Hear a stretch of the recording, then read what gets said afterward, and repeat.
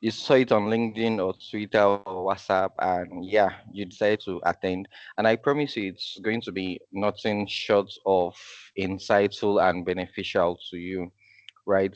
So this is the fourth edition, and we have with us Joy eBay, and Joy eBay is a data analyst. If you are very active on Twitter, on LinkedIn, you're going to know what I'm talking about. She's good at what she does. Yeah. And before I hand over to Joy Ibe, apologies, I did not introduce myself. So I'm James Oladejo, one of the co-lead for Abuja Power BI user group, and I'm excited to welcome you to this session. Thank you once again for joining. Thank you once again. We really appreciate your presence. So if your reaction button is not too far from you, if it's not too far from your finger, you can just send in some reaction so I know you are following, or better still, just drop a text in the chat box. Let me know you are following. I am not seeing our reactions. I'm looking forward to see them. All right, thank you so much. Thank you, everybody. Thank you, everyone. So, right away, I'm going to hand over to Joy, and where she can, so she can walk us through what she has for us today. And she just dropped a drive link in the chat box, so do well to check it out. This is what we're going to be using for this session, right? And be attentive, follow through, and by the end of this session, make sure you have questions to ask Joy, right? So, Joy, are you with us? I'd like to hear from you. Hello. Yes, I am. How are we Hi, doing? Joy. Mm. We're all Can you hear fine. me? Thank you for joining. Yeah, we can hear you. Thank you guys for having me. Yeah. So, Joy, how has your weekend been? Mm, really stressful, not so exciting, but Oops. I mean, we're here still, Mm, yeah, still pushing P. right? Yeah, that's nice. Thank you for making time to come on this space with us and share your insights and your knowledge with us. We really appreciate that. Thank you guys for having me. You're welcome. So yeah, not to take much of our time, I'm just going to hand over to you right away so you can walk us through what you have for us today. Okay.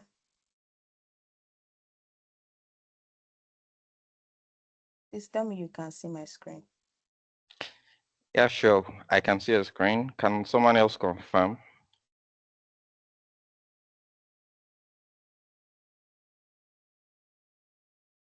All right. All right. So yeah, we are good to go. I think a large number of people can see a screen. Okay.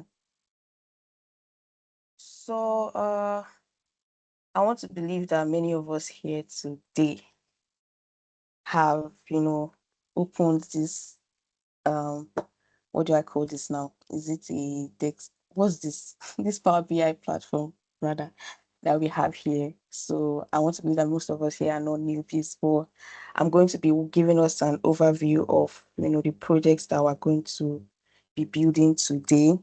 This project is a very big, is very heavy on simulation. So this is something that I've worked on for a particular client, and then I decided to like, okay, let me just recreate, something that looked like that. Not necessarily like the same visual, but the exact same problem. Okay. So a quick rundown on what we are trying to solve here. So we have Brightbox. So Brightbox is sort of a premium retail, or should I call it a gifting brand, and they are preparing for their 2025 festive season sales, right? And so they now want to evaluate the past performance of of their products from previous years. We're talking 2023 to 2024.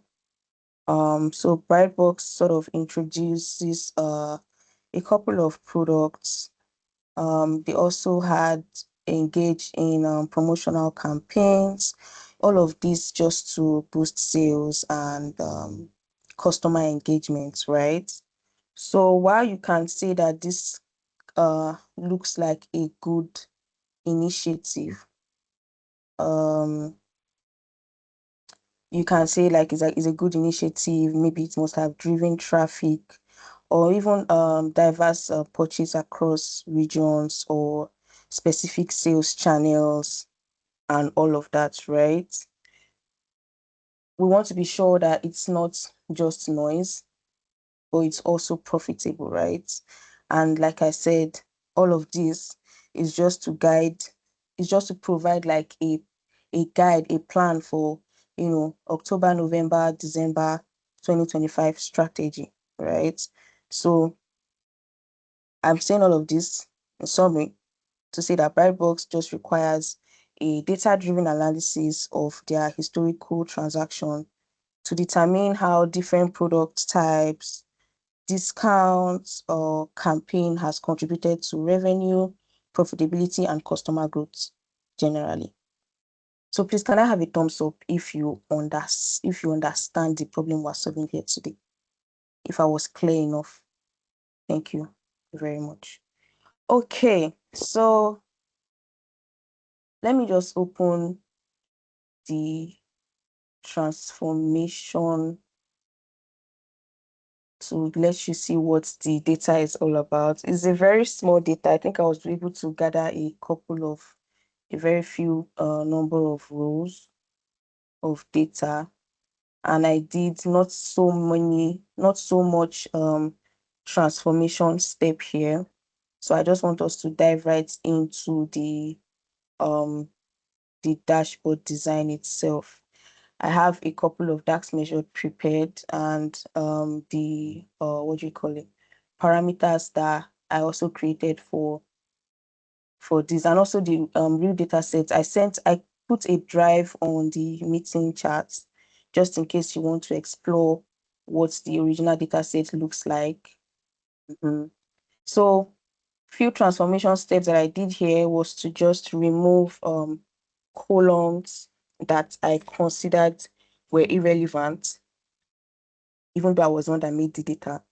There are still some things that I did not still need at the end of the day, right? And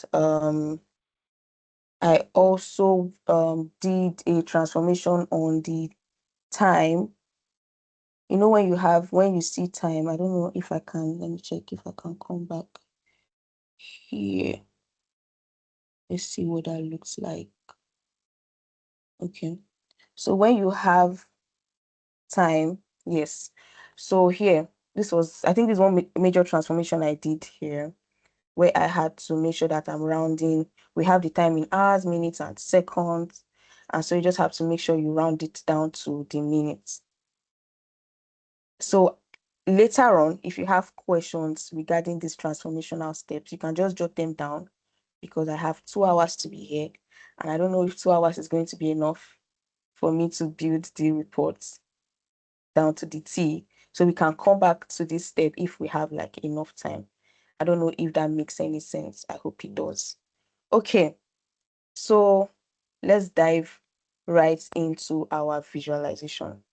While we understand the importance of what do you call it, of transformational steps, and also the importance of documentation that I did not do in this particular project because I did not have time to, and I apologize for that.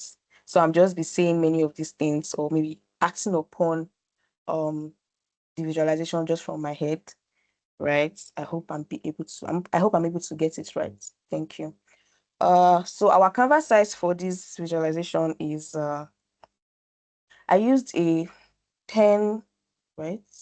Yes, 1080 px for the height, and then the width has an 1800 px as well. So this now gives us a starting point for what we're about to build. So I've already built this background, the wireframe, on Figma. I also have it on the drive without my picture, obviously. So in case you want to also work that out. Okay. What else? Okay, now straight to our visualization. So the first things we're building is the KPIs. Yeah, the KPI cards. So coming here, we have average revenue. Sorry. Okay, we're building the average revenue, retention rates, and average discount. Let me pull out my card. This is going to be really long. Okay, so for my average, what was that? Average revenue, right? No, yeah, average revenue. Okay, so for average revenue, you can simply just come here. We'll put this here and sort down to, I think that was what I did. Oh, sorry. Yeah, this is what I should have here. So, we're formatting this now, right? Please let me be sure that we're following one. I'm not just talking to myself because I'm going to be talking to myself a lot. I hope we're following. James, you can just put me on, like, thank you. So, uh, this should have a font size. Okay, let me pull out all of the KPIs on this page.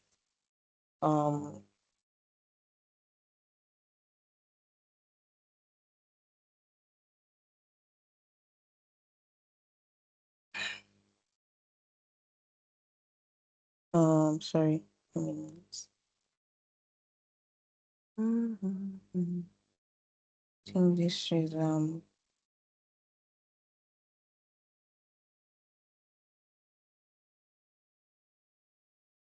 for 20. Yep. And the color should be, the color is correct. Turn off my background. Turn on the title. My title is called, sorry, give me a minute.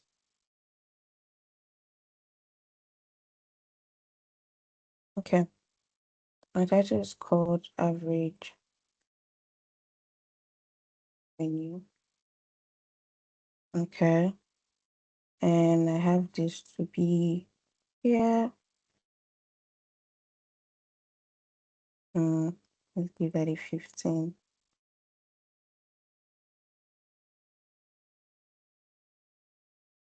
I hope I'm getting this right. Please, are we following? Yeah, we are with you. Okay. I hope I'm not boring you guys out. Okay, so we have the average revenue. So let's do the same for, next one should be retention rates.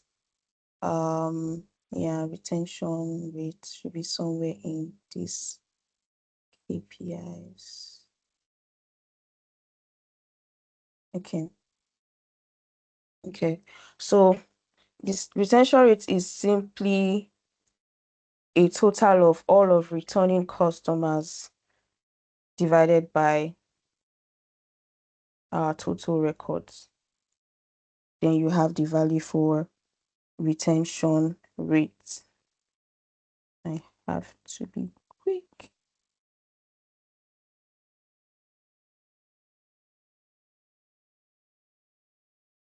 Retention rate.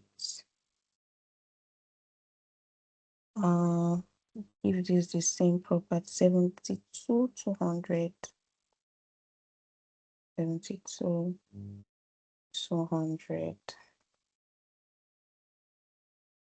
I assume that's what it was on my original sheet.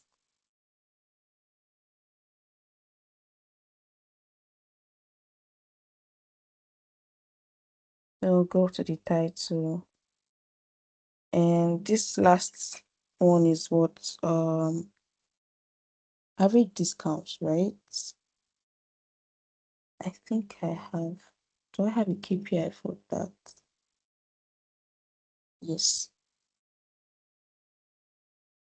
So get here for average discount. Also, same thing with the titles. Um,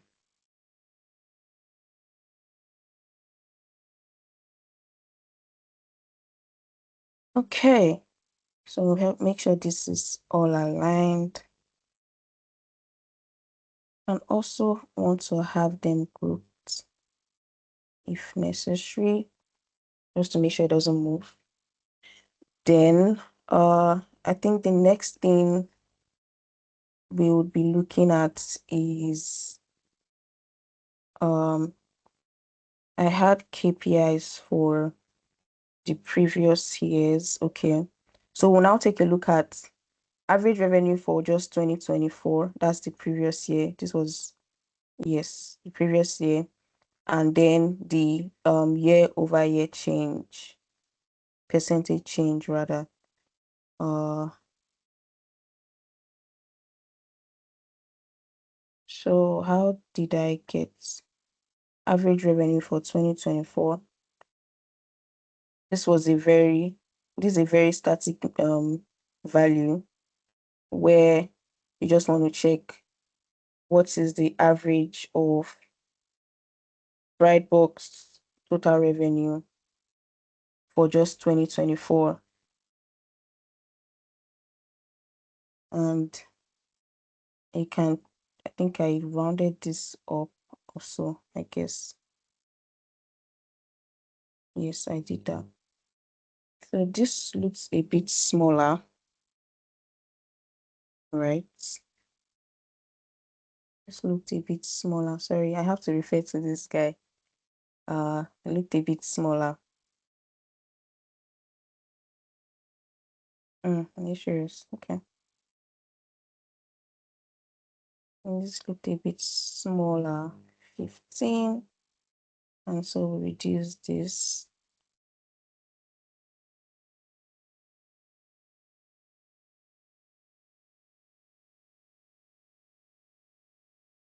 Yeah.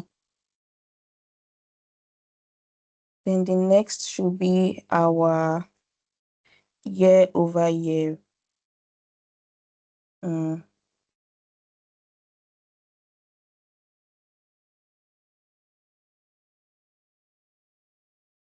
This average revenue year over year. Okay. So let me walk us through the average. And this I think I always love to maintain just one approach to writing my DAX measures. I don't want to use something here and then maybe I change it to a different thing in another. Let's say I want to do for retention rates YOY, then I start writing like a new.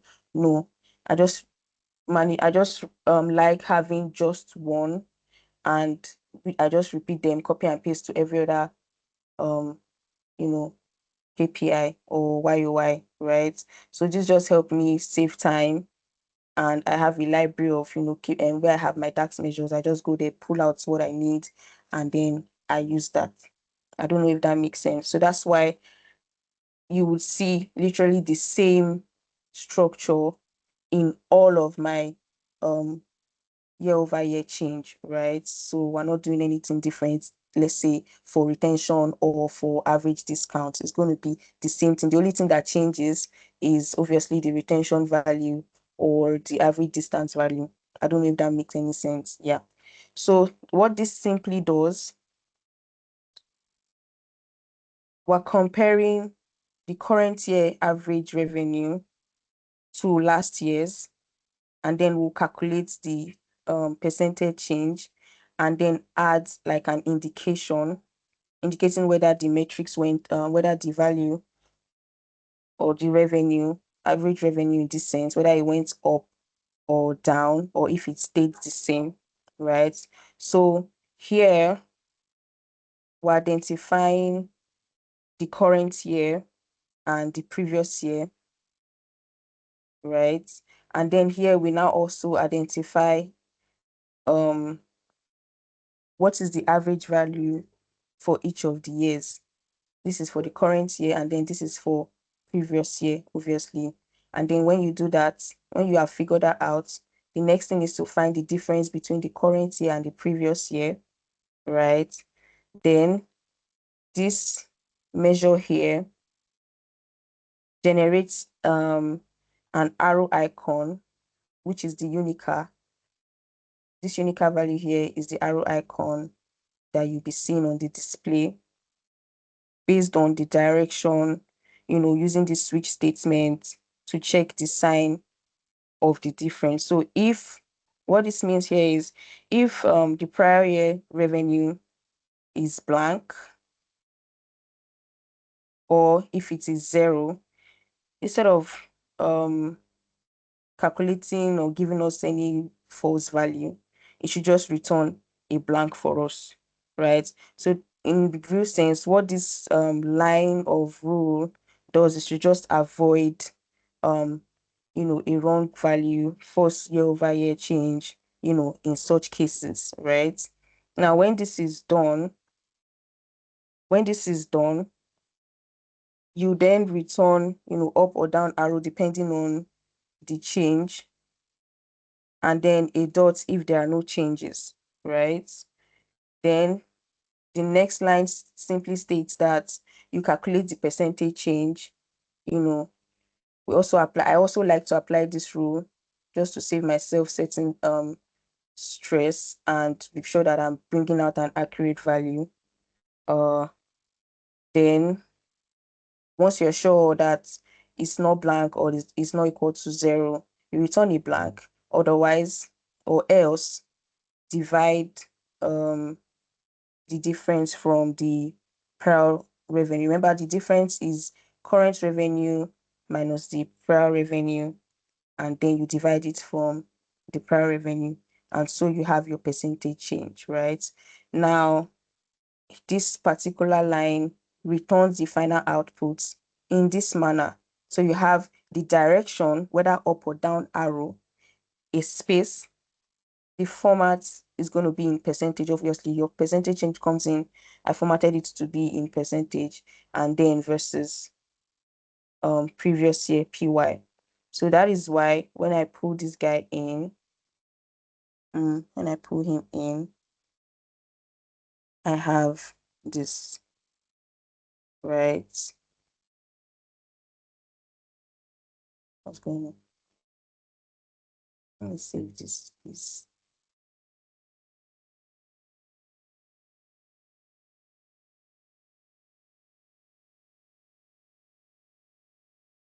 Okay, so I have this guy reducing a bit, and the next thing is to work on the background and then also the color of the value.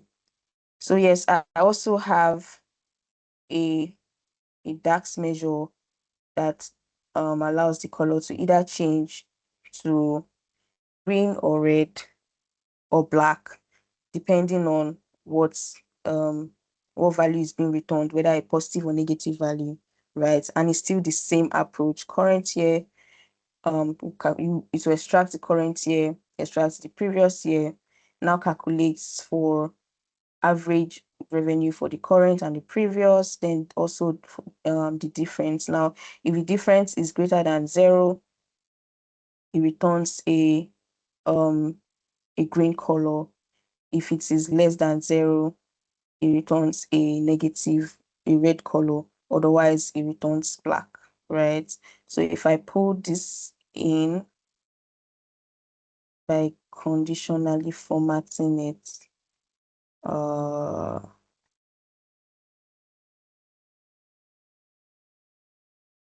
okay, this is wrong.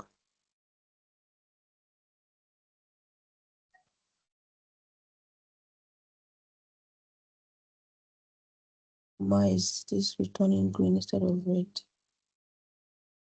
I have to check this. Sorry, guys.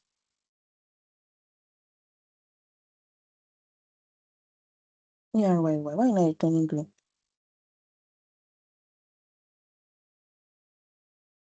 Okay, let's check this again. Uh,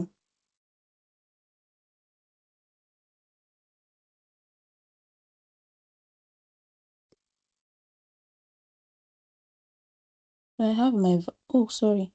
Let me check.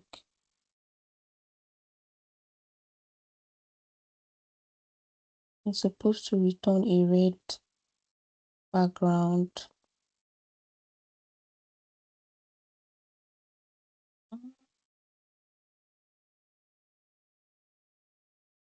Okay, if this return obviously. So yeah, I think I had a background for yes I did. There was a background for um anybody trying to say something?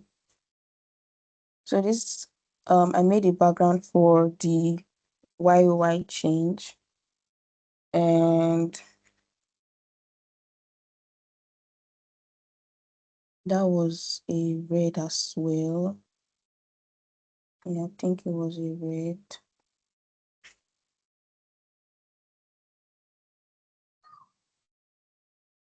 Okay, no, I did this, sorry. Conditionally formatted it as well so that it switches.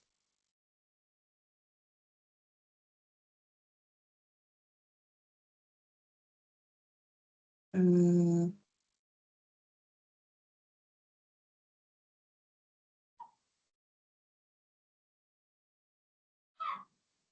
okay, and I reduce this to 20 or so. Or was it more? Okay, probably more.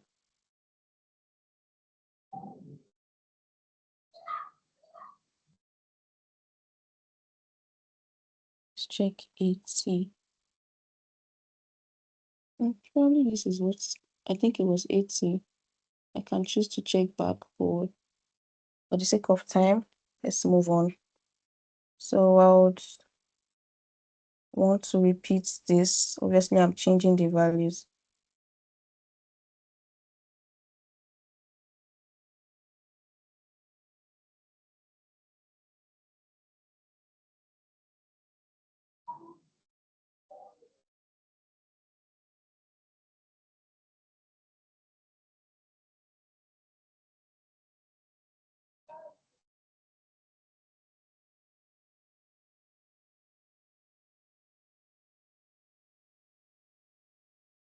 Okay, so we're going to change the values of, remember I already gave an explanation to the year over year change and um me highlighting the specific value for the previous year 2024.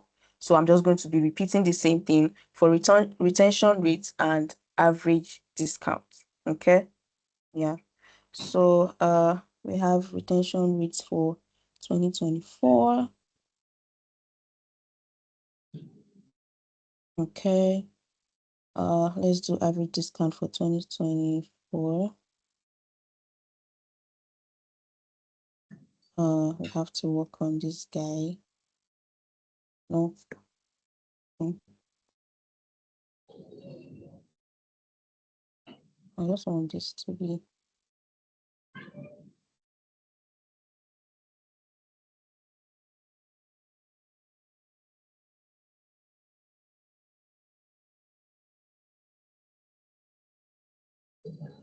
okay. I'll just also leave this in two decimal places for consistency's sake. I think I missed that out in the original copy. So let's leave that in two. Sorry for taking us back. Okay. We're going to apply the ROI for retention rates, change the conditional formatting. So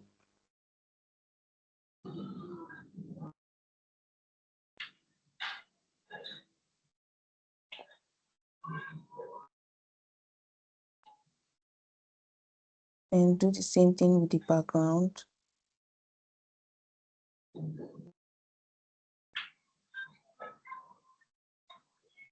Mm,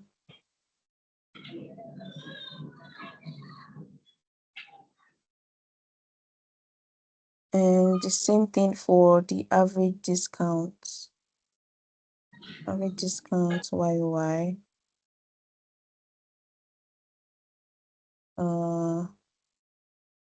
Change the color. Make this. What was that again? Average discount YY. Yeah. And we'll change the background. Oh my god. Is this 433? How?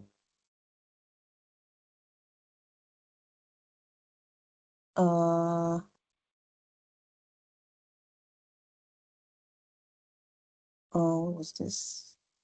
SU.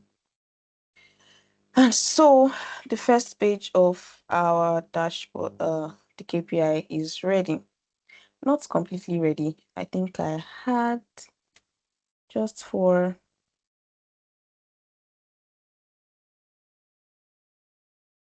just to make that poppy little, I did something like this. This is a primary color, and I made it rounded. I think so. So 15 or thereabouts. Let's see. Okay, yeah, gotcha. So I place this here. I need to house it completely. So just to house this guy, I think I need to check what I used though. So I'm playing off the. What's going on? Okay, okay, I'm struggling.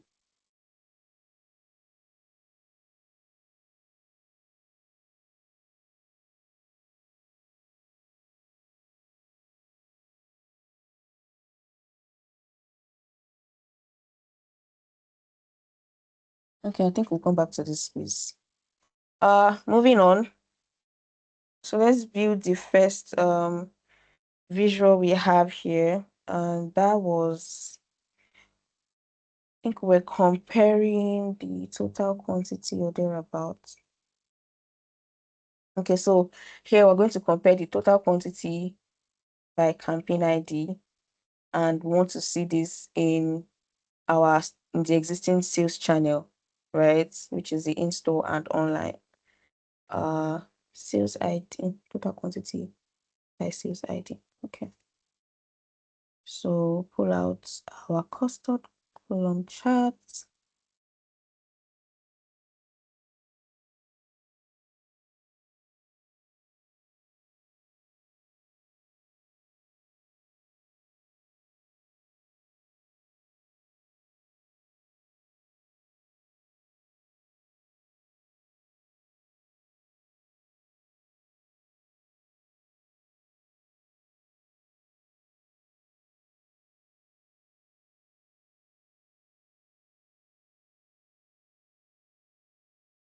Oh my God, guys, can you hear me now? Yeah, we can hear you now, but we're no longer seeing your screen. Yeah, we can still see your screen. Sorry about it. All right. So please, I need um I need a very, very brief review. Am I making any sense, or am I just talking to myself? Do I need to speak louder? Is there something I need to change? Okay, All right, nobody's talking. guys. Joy is throwing a question to the house. Do you think she's doing well? Am I explaining it well? Yeah. Yeah. Do I need to raise my voice, or am I good to go? Okay. Juliet says you're good to go, and I think I agree with her. You're good to go. Thank God. All right, let's go back. Uh, so I said we're building the or comparing total quantity for each of the campaign IDs. Okay, I don't think I have a measure for total quantity. So we'll just put that in, where is it here? So we're checking for each campaign ID. I want to see the total quantity, and then let's break this down to sales channel. Good. So the question is, how did I turn this to that, right? So first of all, I assumed a I assumed that Breadbox had a target for, each quantity they want to sell. Let's say they had a target of 1,500, that's 1,500, right? So while that is the case, I also wanted to see the year-over-year disparity in the revenue across all of these campaign ID. So that is why we had that particular visual looking the way it was. So first, let's format this. And we have here, let's see. First of all, we're taking out the background. And let's come back to here. We have X, let's see, X should be U, X should be 14, right? Then we're turning off title, we're turning off, I'm turning off title for Y. You turn off values for Y, I guess so, yes. Turning off values for Y, and this should be this guy here, and what else? We've handled X. I like closing all of this so I know what I'm dealing with. We've handled Y. When it comes to legend, what did we have in the legend? I don't think there was a title. So same formatting goes here. This is this. I'll just leave that as what it is right there. Yeah. Then what else? I think this is ready. No, it's not. The column color. So the int store had which one as the primary color? Sorry, let me just get a quick view. Okay, ink store is lighter, online is darker. Okay, so before we continue, I know this seems very unnecessary, but I don't like. Let's leave that as total quantity. Then I'll go back to what we're doing. Let me save this.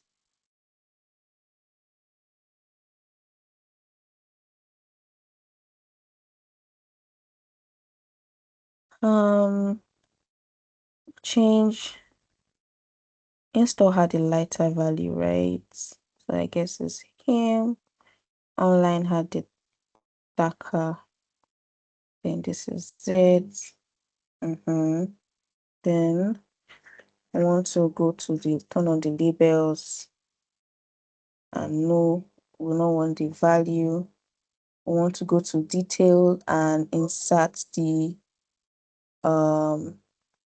let's check the YOY for revenue. Revenue YOY, yes, yeah. So something I noticed, I think that was out of me being careless and rushing, was on the main one I posted out there. I had some, obviously, I have, when you're writing these DAX, you have some things that you end up not using and whatnot. So I think I used the wrong ROI, YOY for revenue instead of, I don't know where it is. I used the wrong value instead of what I was supposed to use. And so that's why you notice that what I'm going to have here right now, the year-over-year change makes more sense than what is on the actual picture that I have out there online. I just had to make that correction after I made the post. So yeah, so we have to now change this to, oh no, no, no, sorry. This is not what I'm supposed to use. Wait, I think I have to, excuse me. It's not supposed to show me. I have to, let me check here. Okay, sorry, I'm supposed to use, yeah, this is what I'm supposed to use. CID, customer.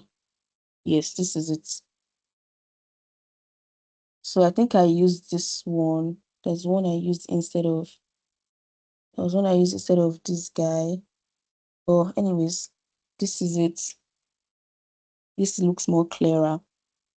So we'll now go down to formatting this to um make sure that the color is dynamic. Yeah, I use CID. Yes, this is it. So this is the correct version. This is what it should look like other than what I have on my. And it was so crazy that nobody even pointed that out. Everybody just go, oh, good, nice visual, nice visual. I'm like, you guys, you did not even spot my mistake. Or maybe a few persons did and decided to keep it to themselves, which I do not appreciate. Anyways, back to this. So yeah, I'm looking for where, yes, I hid it.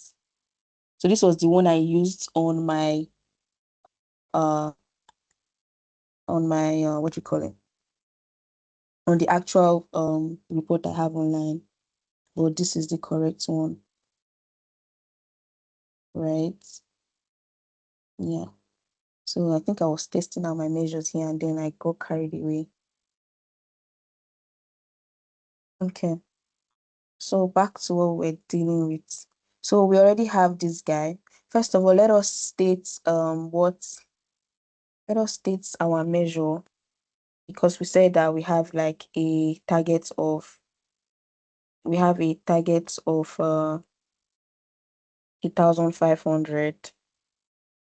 So I think I added that quantity targets, right? Quantity targets for A. That was no, what I had it okay. Use this guy. 2315.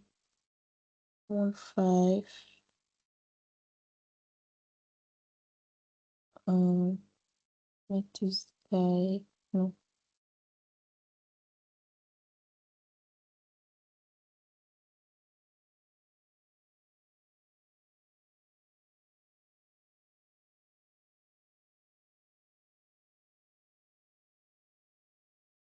maybe this was what I used. I can't remember. But his font size should be 14, so it's clearer of the background. Let's bring this here. Let's bring this here. Okay, so next we have we'll be adding the line. So I added the y-axis constant line. I have a I have a the assumed target of 8,500. So I just used that as my target measure. So the target measure is literally me just saying target is equals to 1,500. So in the recent, maybe each product category should have its own target, and then you use that instead of doing this manually. Or for the sake of visualization, I did that manually. And Guess the red I used was lighter. Let's look for a lighter red.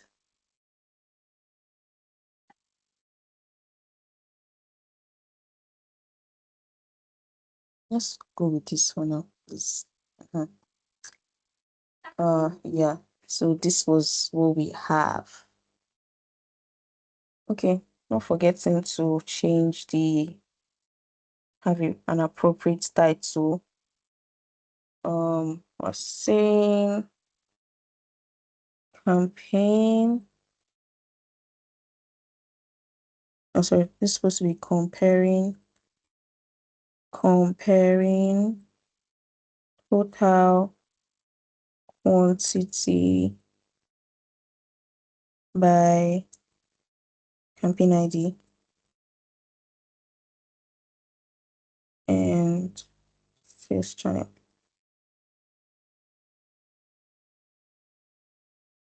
Make this, yeah. So this is ready, right? We'll move to the next visualization. I think we should work on this one. So let's have a, sorry, let me take a look. Okay, we have a stacked column. All right, so here we're going to do two visualizations here in one and then make a bookmark for them. The first one is average what? Average gross profit. Do I have a measure for that? I don't think so. Let's come here. Average gross profit. Here's gross profit. Okay. Turn that to the average. I want to see average cost of goods.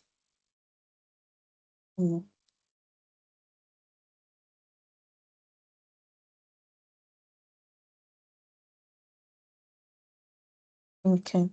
So when I want to compare this for each products category. Exactly. And we go again to format this before we layer it with the other one.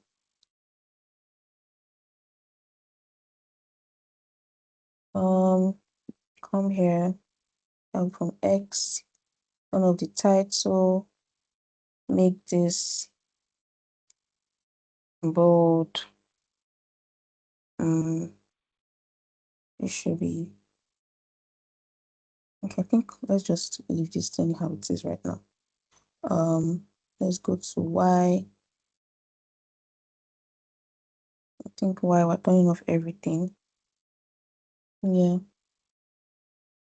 turn off everything. Y. Then for the legends, make this.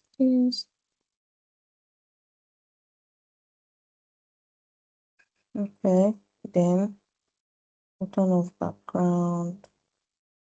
Work on the colors for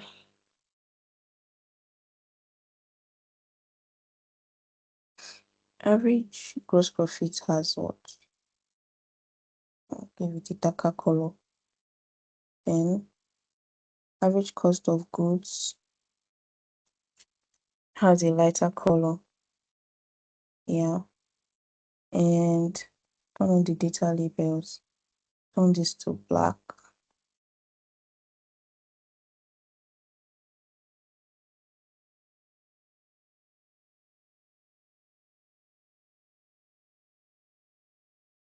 I think this is ready. Maybe not.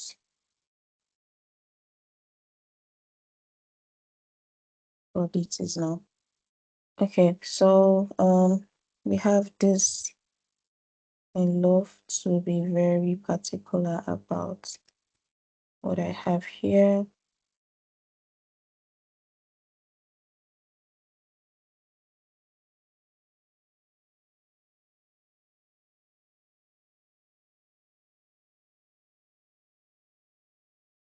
what I have here.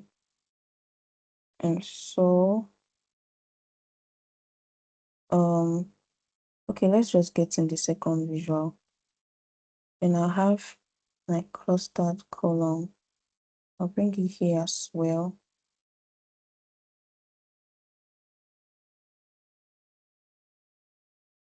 And let me go and peep.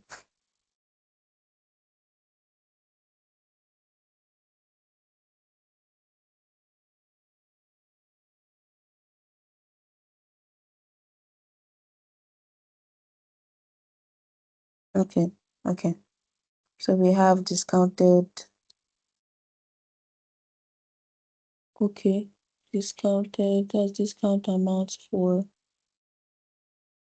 total discount amounts for each product type. Okay. So we're comparing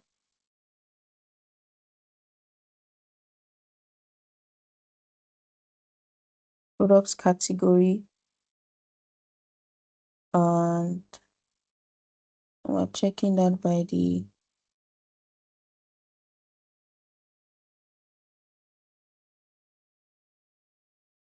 total discount amounts for each of the for each what do you call it, customer, right? Each customer type. So for us to make this look like what we have there, what did I do again? Sorry, I have to see.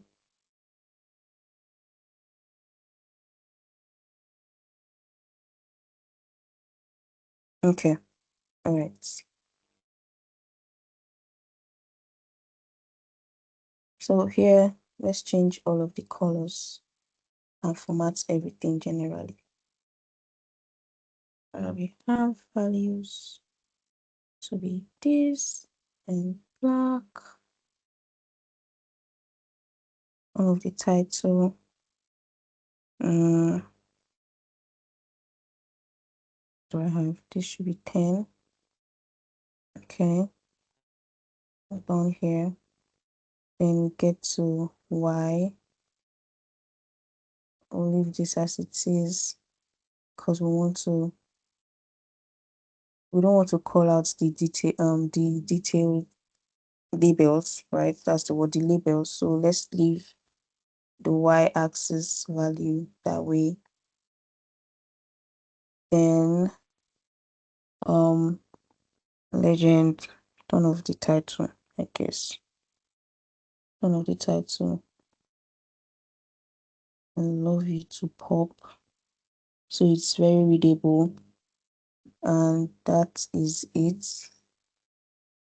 Okay, before that, work on the column colors. New.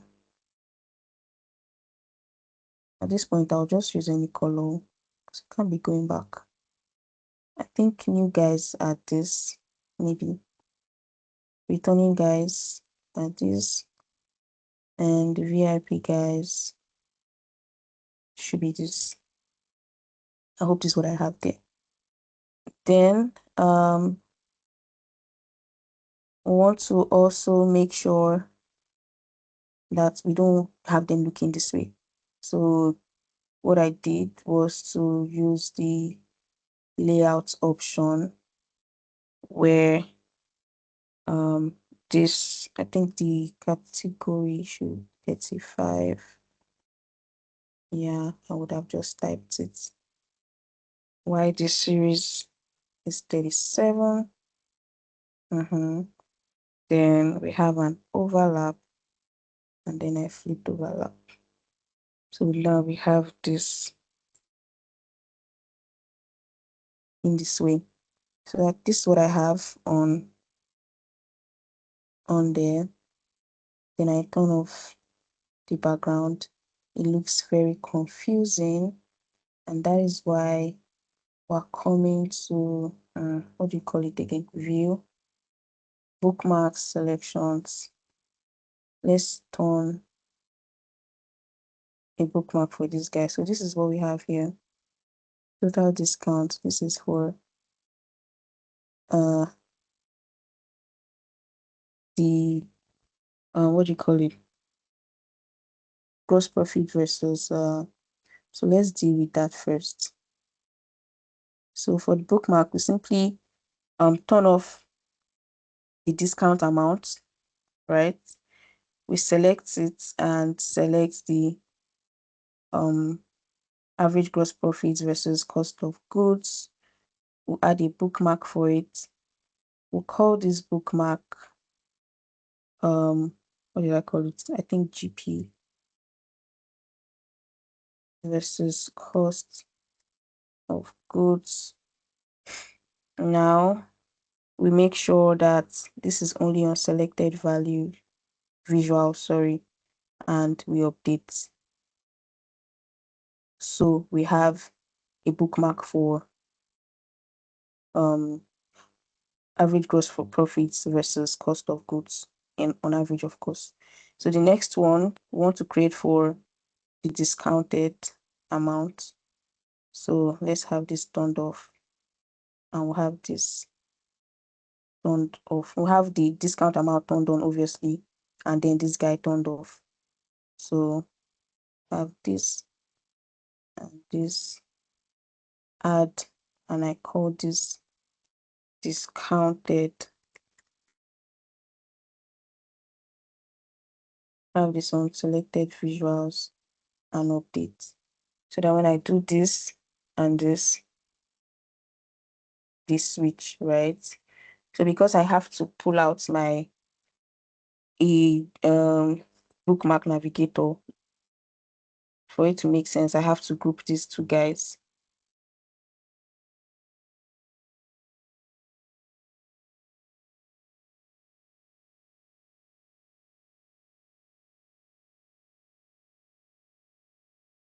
And I think I called it quantity by campaign. Was that what I called it? Let me just call it to practice one. So that when I pull out the bookmark navigator,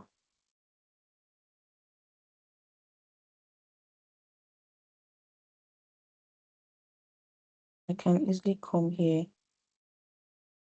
and say I want this guy. And then we'll format him.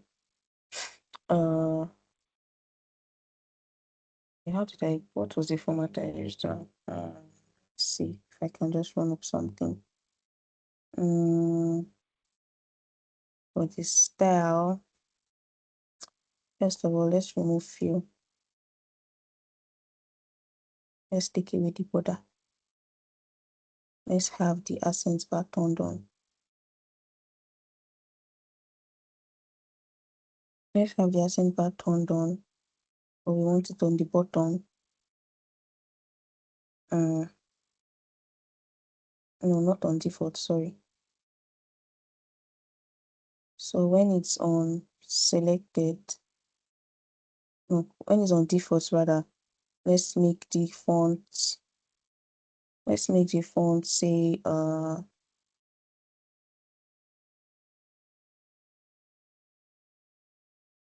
make it this, and we can make it a less brighter color, right?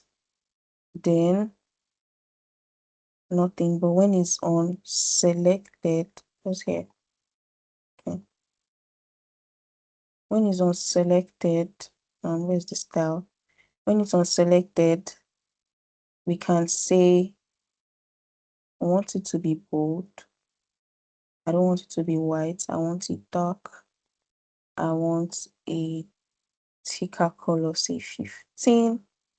I also want an accent bar underneath on the bottom. And let's leave that as black. Now let's test this out if it works. Okay. So I want the accent bar to be thicker than this.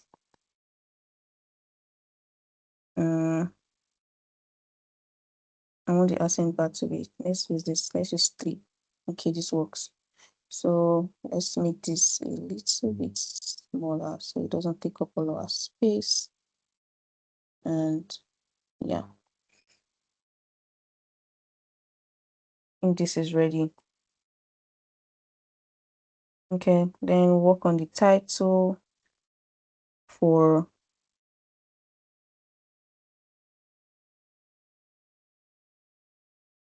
average gross profits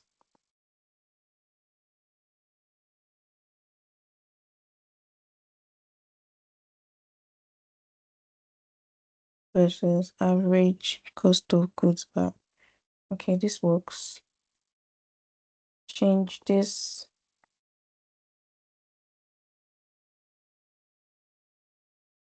Okay, then let's do the same for discounted.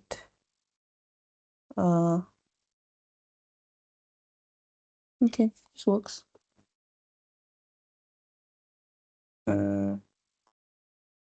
Format this and we'll move to the next visual. So the next we have, okay, I think that was also a bookmark. Let me check. Okay, we looked at the discount applied for each campaign and we looked at them individually for in-store and online. For in-store and online, okay. So we're also going to apply the same bookmark. But before that, let's look at the values itself.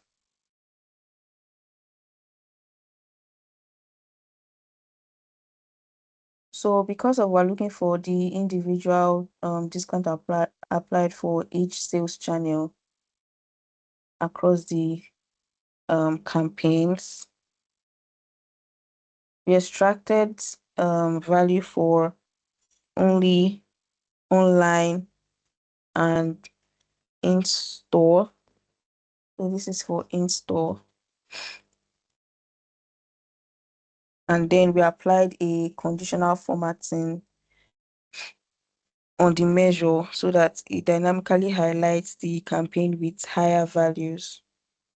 So yeah, this simply just says the total of the discount amount for only in-store. So that's what this DAX measure says, right? And this will come here. And for our Y, we have for our Y we have, is that campaign ID or just campaign? I think it's campaign. Okay, yes, this is it. So we're going to do the same thing for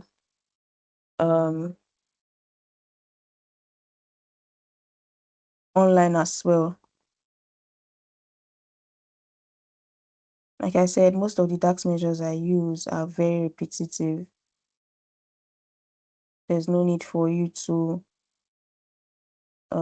rewrite. So yeah, this is total discount amount, but for only the online sales channel.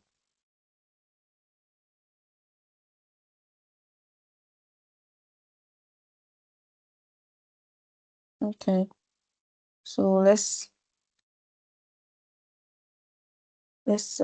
format this properly.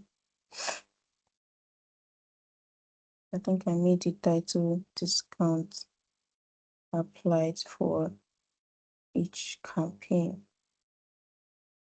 Discount applied for, okay, this one applied in each campaign.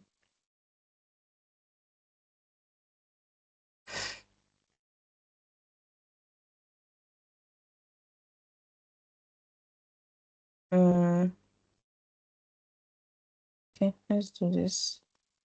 And then we also have comes the X on the title of make this edgeable to 12, like me, I guess. And have this on black.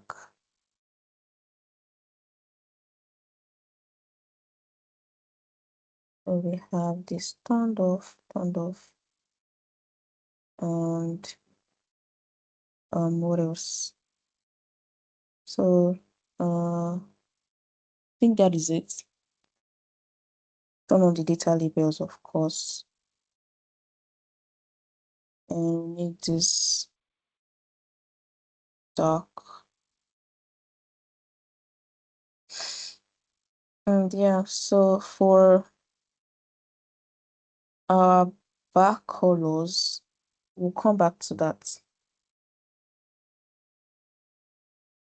Let me apply the same thing to this guy.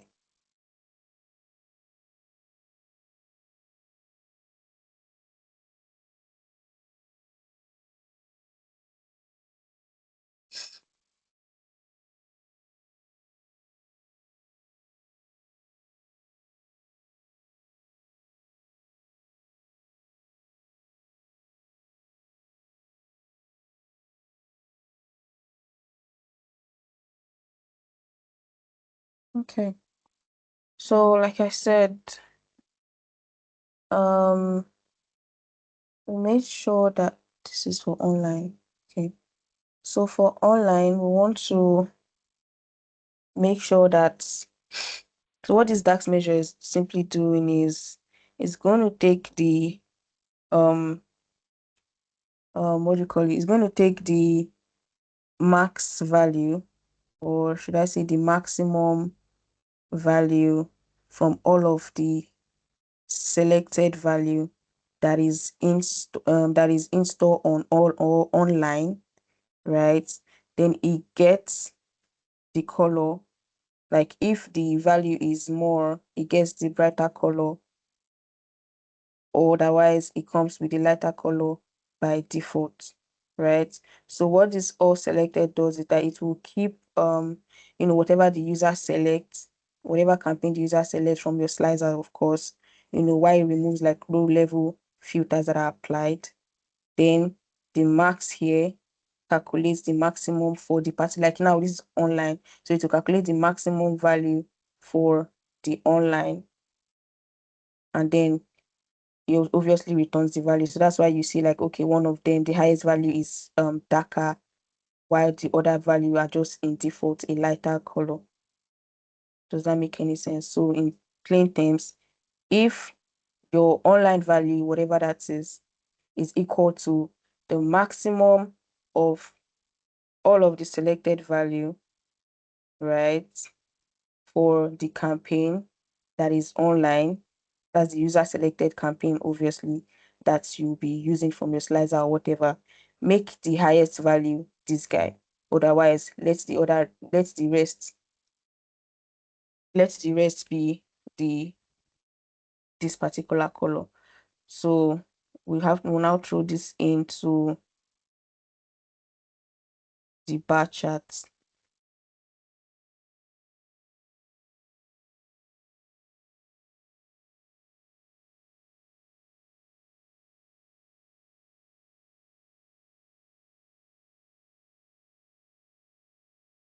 Same thing applies to in store.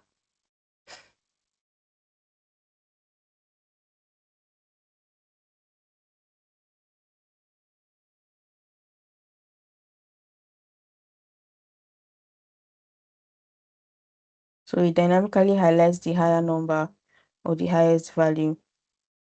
Even though you use a filter, it's still going to, let me say you are filtering between different years, it's going to highlight the highest value for each of those years. This is just ensuring that your visual is not static. Okay. So we'll do the same thing using bookmark. Oh, I think I had a, okay, I'll leave space for that. I'll leave space for that. Let me do this. I'm doing what I did previously though. What's this? 345, 5.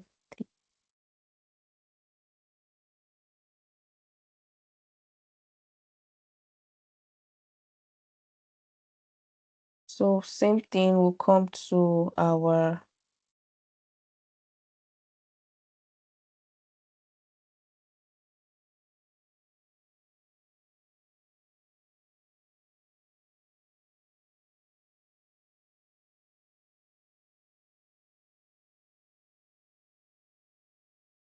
let me see. So this is online. Okay, online is visible now. So the name of the bookmark will be online.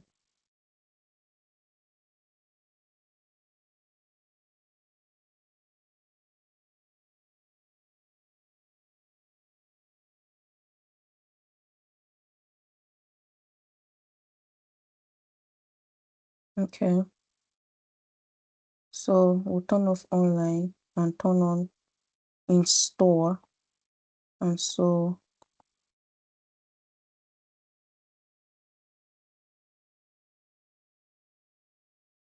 we'll add the bookmark. The title of this will be in store. Does this in store have a dash? Can I check that out?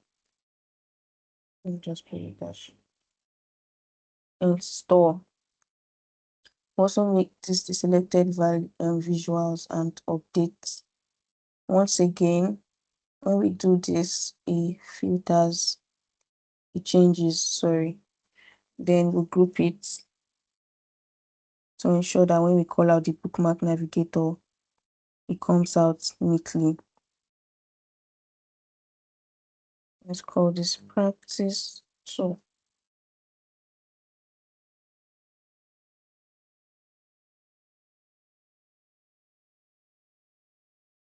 Okay, so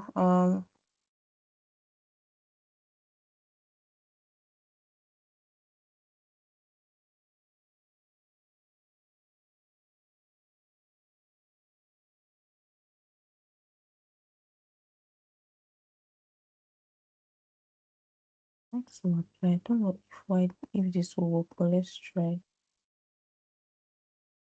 Doesn't usually work, but let's go on. What am I doing now? Same old. But let's start with the default. Default. We have this to like 13 or so. I don't know. Can't remember. Then we'll off the fill. We'll off the border for the default value. We'll change this to normal color, and let's increase this a bit to 14. And so when it is selected, we'll have this to be bold, double the previous one. This will be dark, and the accent bar should come to the bottom, and in the bottom we'll increase this to 3. 4297. I'll have this test.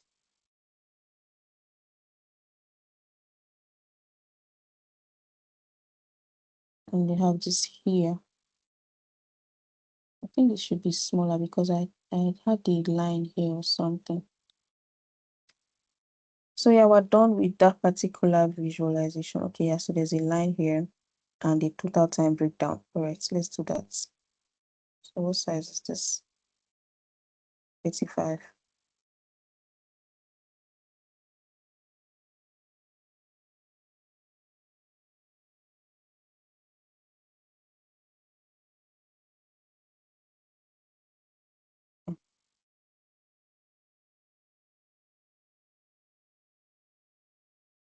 So let's bring the line. I don't know why I have that line on.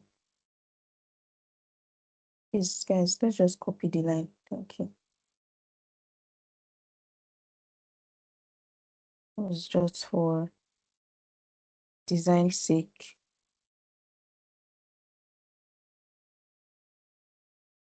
Okay.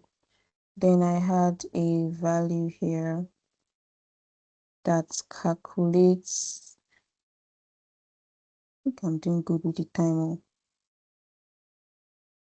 So here we looked at the total time breakdown. Let's see.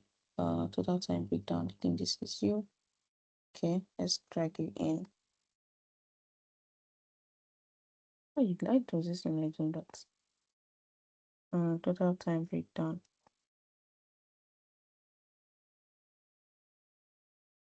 Okay, so this total time breakdown is simply a time converter, right? It's just me trying to look like, okay, this report goes from October to December. I just want to see, okay, what is the breakdown? Let me see how many days, how many hours, how many minutes, right? I just wanted to do that, right? And it looks like a time converter. So before you are able to get this, you must have had a total number of minutes, and you fetch your total number of minutes from the transaction time. From the transaction time here. Now, total number of minutes simply just says, okay, what is from the transaction time? Let me just get the hour and the minutes. That's just it, right? So now the hour is just going to come in 60 minutes, obviously, and then you add it plus the proper minutes because you check you have I moved this or we rounded this up to just hour and minutes, right? So you just collect the value of hours, multiply by 60 to change it to minutes, and then for this actual minutes, you get the value too as well. Add them together, you get your total minutes. That's it. So moving on, our total time breakdown is simply saying that what is the sum? You get the sum of your total time. Next, you want to calculate um the number of days. You're calculating the number of days, and int will return it in whole number, right? And when you remove the days from the total time, there should be like remaining values. So when you have calculated, okay, the remaining values, this helps you calculate the remaining values after you have calculated days, right? So you're going to get the minutes remaining after extracting the whole days. Okay. Now the next line is saying, okay, let us see it in what's the hour in that remaining after days, right? So now you're going to this one is just converting the hours remaining from this minutes here. Remember the total minutes that are remaining from the days into a whole number value, right? Now, we have extracted the number of days accurately. We have extracted the remaining number, like once the days in whole number, now there are some remaining, right?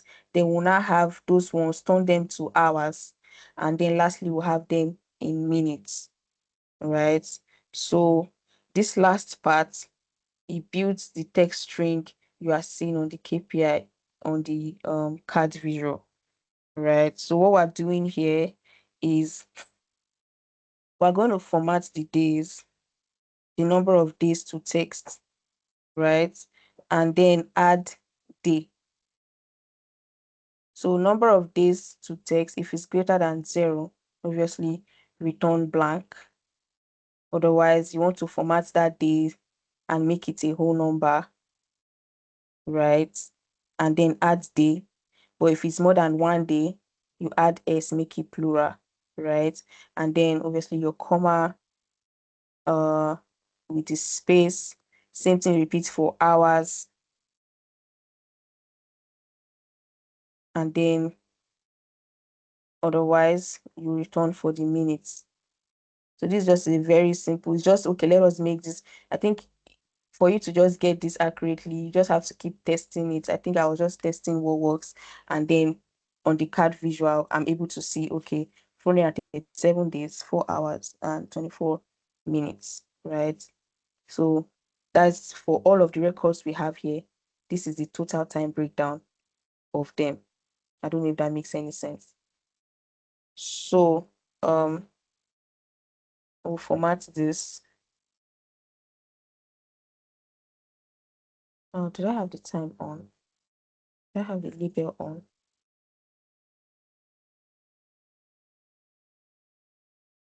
Okay. Yeah, the label has to be on.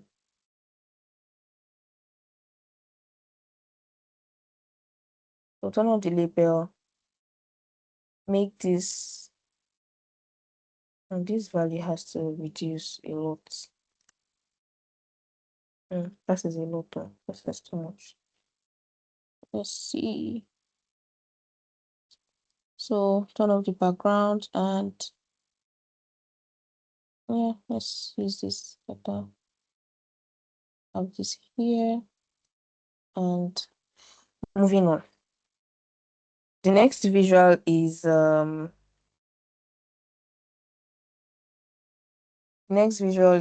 a discount amount versus quantity by campaign. Okay, let's rush this.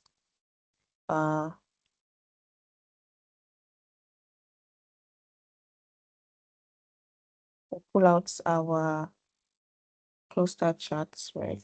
That was a cluster chart. Mhm.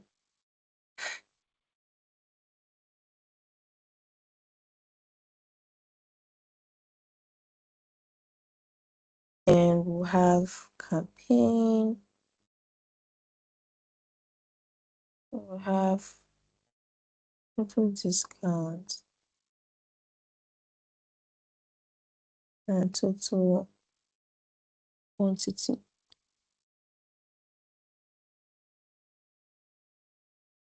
So here what we're trying to check is I want to be sure that as we're increasing the discount, people are also getting, more quantity. Let's see what that trend looks like.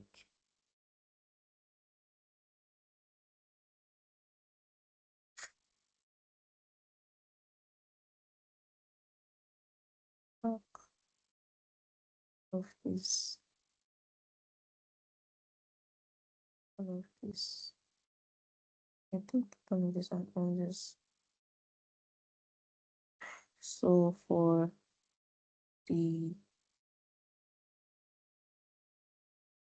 turn this off, and then so we move to formatting the bar. Move to formatting the bar. Where is it? Okay, the column. And for all we have is 20, and so it should be around 80 so that it completely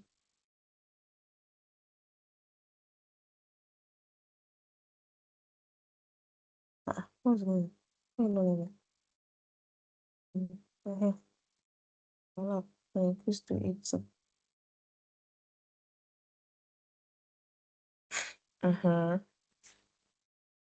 Then for discount, I change this color to the background color. What's the background color again? Let's say F7. Sorry, F7.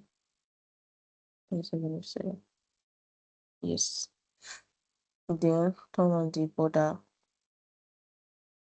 Border color was this. Yes. and then we move to sum of quantity, change the color to this. I hope so. And yeah, that was it. So now for the line in between, that looks like that red line serves as a gauge in this visual, and it's just simply um using the average, using I think I use the average discount as a gauge. Mm, yeah, average discount, is it you? Okay, so it's not you. Yes. So changes to, which one should I use now? Changes to red.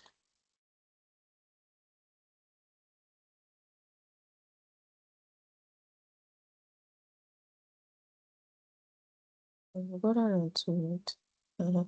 Yes. So yeah, this was what I did.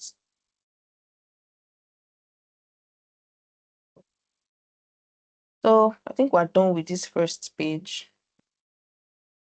Open to, let's move to the next page. I think we're running out of time. For the second page, we'll be looking at all of the profitability.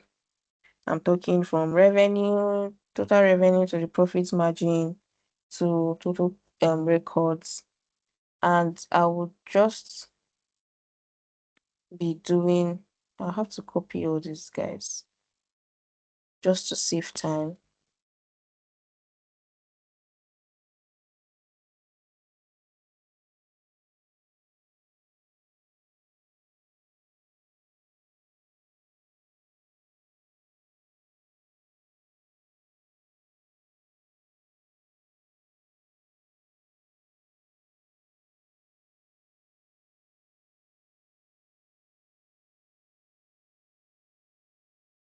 So, and I would be using the here. First is the total revenue. Do I have the total revenue? Yeah, I don't. Okay, let's just come here and get some total revenue. Okay, it's here already.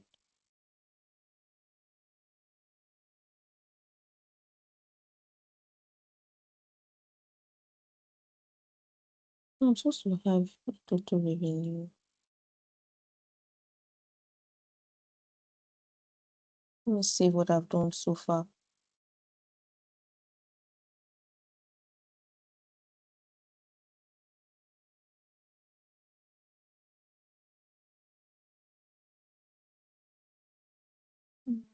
Total revenue. Do I have that?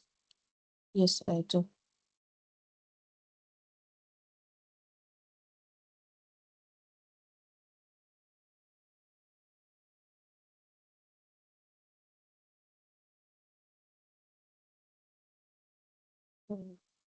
Work on the internal. Okay, internal. Then I reduce this to 0.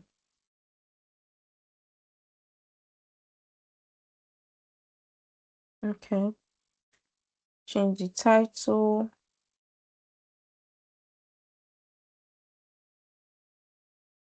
to revenue. And the same for profit margin.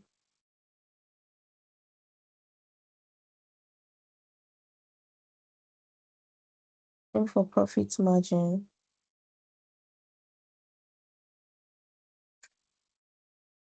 Has it changed? Oh, I think it has. Profit margin.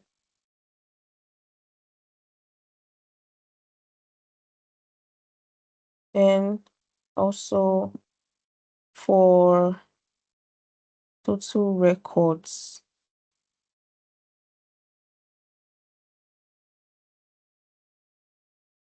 mm, um, total records.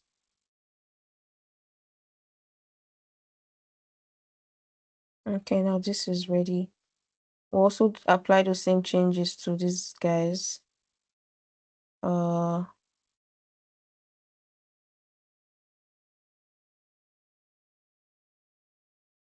are you here?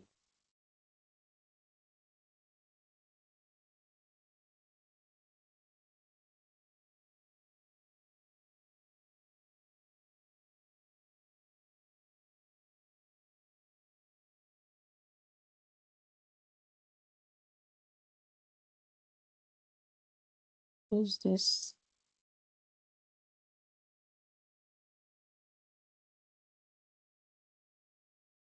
I need you to load as fast as you can, please. Which this is 0. Okay. Now we'll also do the same thing for profit margin. Get the previous year profit margin.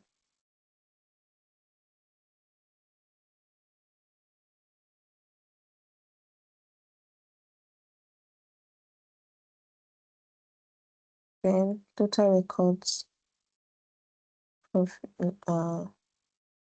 last year.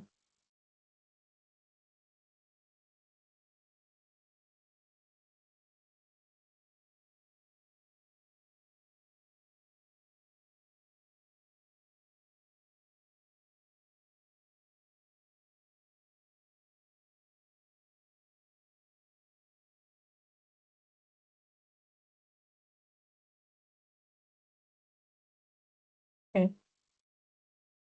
Now also move for the year-over-year change.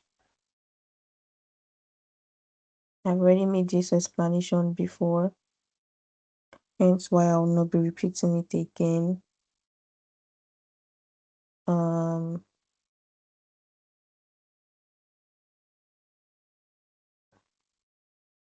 we still here? Oh my god, I've been doing a lot on my own. Are we still here, guys? Yes.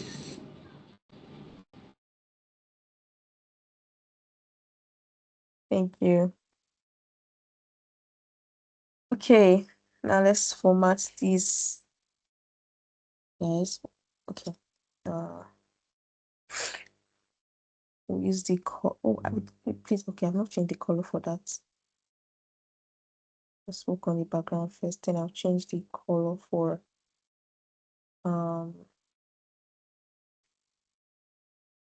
revenue color. Okay. Also come here and change the revenue color.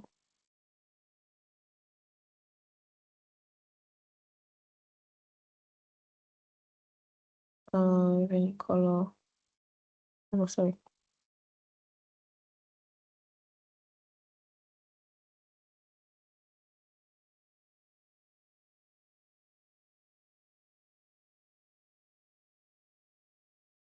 Okay. So the same thing for profit margin.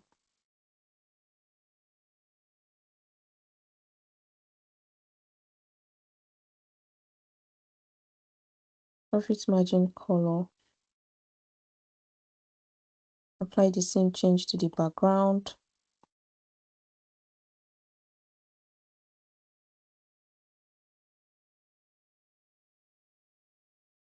Margin color. And same thing with the total records. What am I doing? Okay. For total record.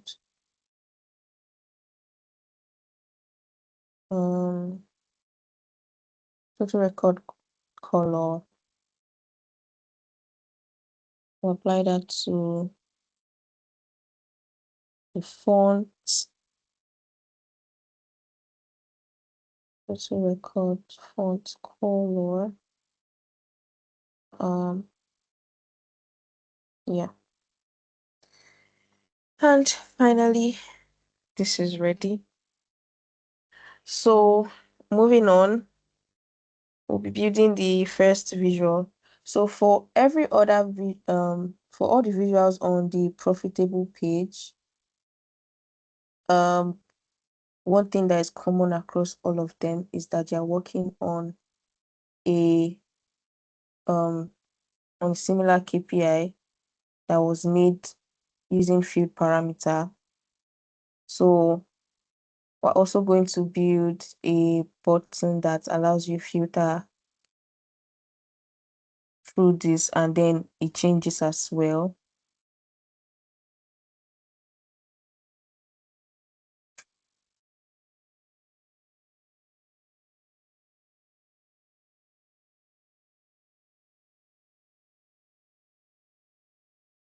So yeah, let's do that now. Let's do the should I create a new field parameter? Or for the purpose of just doing it, let's make a new field parameter.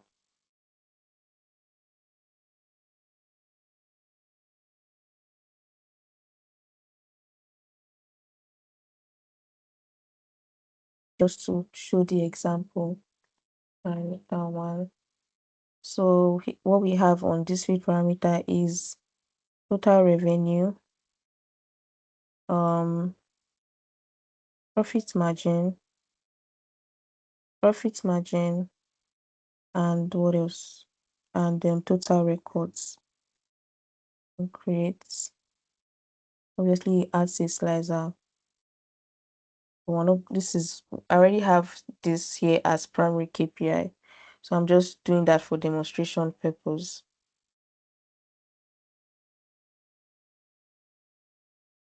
While we wait for this to load. Okay, so we've created a feed parameter. Set have one here. I'm just going to use instead. Yes. So the first visual we're building, let me hide this somewhere for now. So the first visual we're building is a line visual. I saw a line visual. And which is simply us checking for um all of these KPIs across different regions and day of the week. Okay. And um sorry.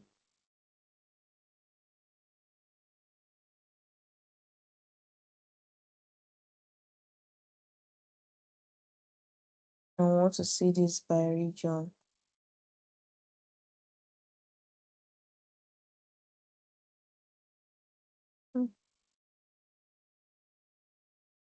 Hmm, come on, start slowing down on me. Okay, check this by region. Wow, it's almost 6 p.m. Wow, though.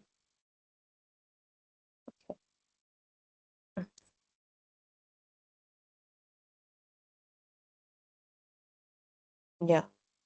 So we're going to change this to what we have on the original report. We'll start by formatting the visual itself before touching turn this to this, and this at 10, and this at black, ton of titles, um move to Y, ton of title. I think we allowed this guy here. Let's turn off the background. Then increase y to 10 as well. So next is to work on the lines. So we'll start with let's start with West. West has a, according to what I have on that page, West is custom line. Yes, West is a custom line, and then it has a smooth array. The color was 0077179. Yeah, 7179, I suppose. Yeah, there is TPT. Then we move to East. East is a solid line. Tabulation type is smooth. Oh, wait, let's go back to West. Not on the marker.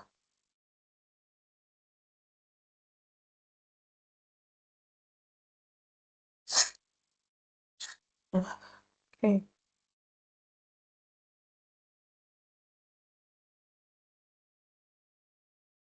This is for West. This is the color, just to be sure. Okay, so move to East. Have East as a solid line. Um, just change the color to the secondary color. I hope that was what I did. Um, this is the primary color. Yes. Then we move to North. North had a dotted line that was smooth, and the color was secondary color. Then lastly, South, right?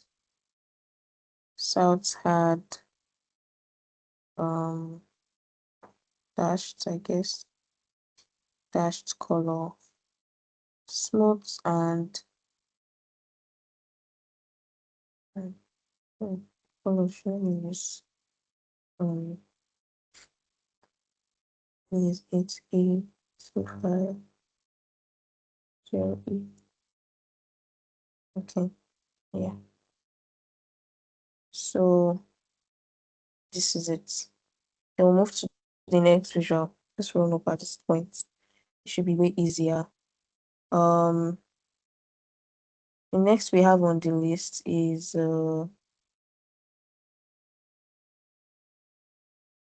total records and then months. All right. So this is easier. We'll bring in our clustered column chart.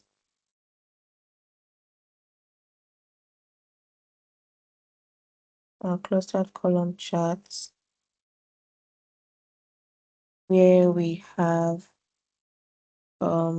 customer type and of course the KPI, and we want to see this for each sales channel. Yeah. So um let's work on this.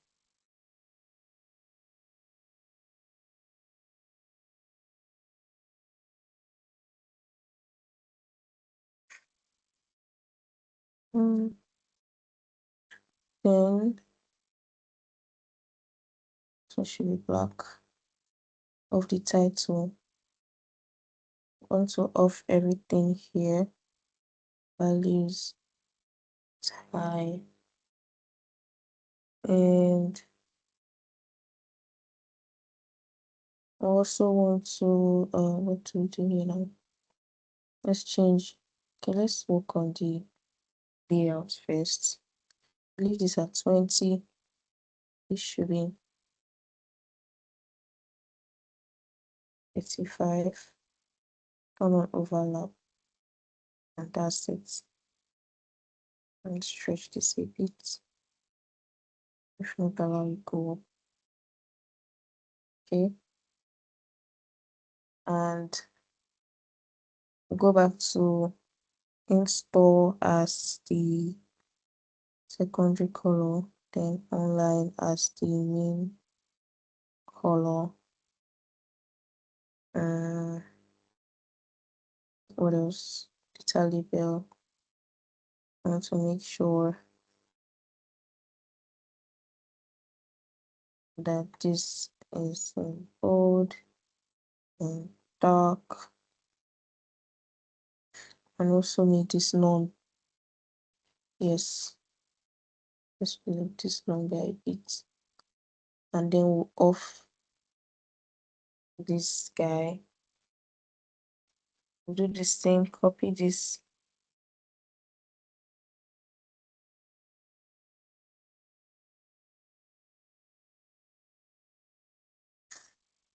But here we remove all of that and just make months.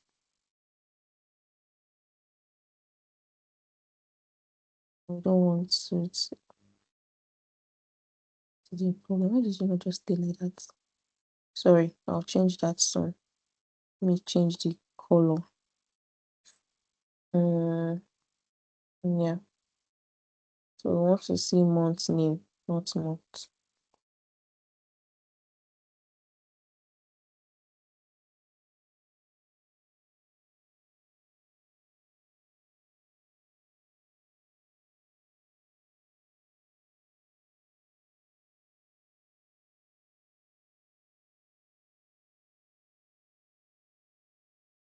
So yeah,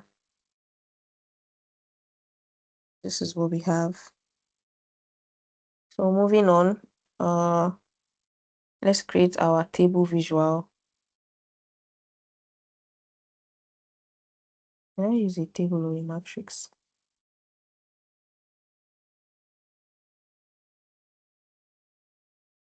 Okay, has to be a matrix. So we call out this matrix visual here. There's a lot that went into this one. And what we will have here is I want to check for each product category.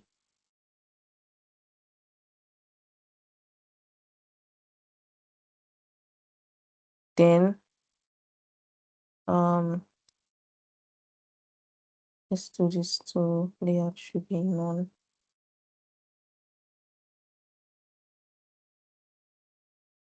Let's increase this.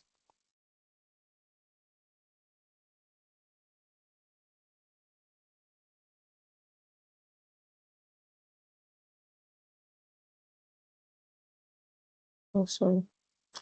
Row header.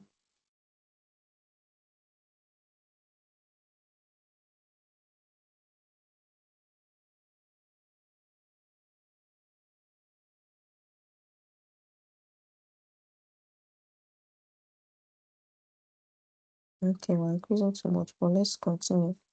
So we'll introduce okay, so for each of these things, I wanted to see the top rank. Let me get to that page.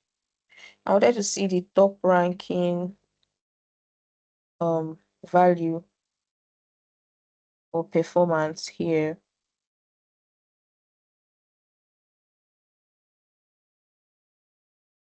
Yeah. So I wanted to see the top ranking revenue, then the ROI, and also just a visual representation of what's the percentage difference are, or percentage differences rather. So let me explain each of those.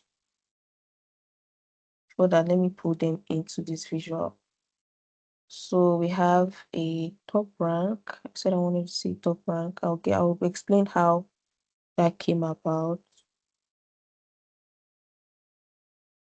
Let's see top rank. Top rank.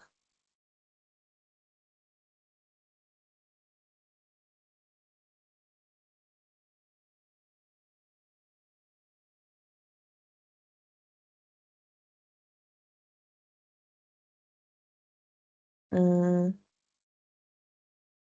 I wanted to see top rank. I wanted to see the YOY.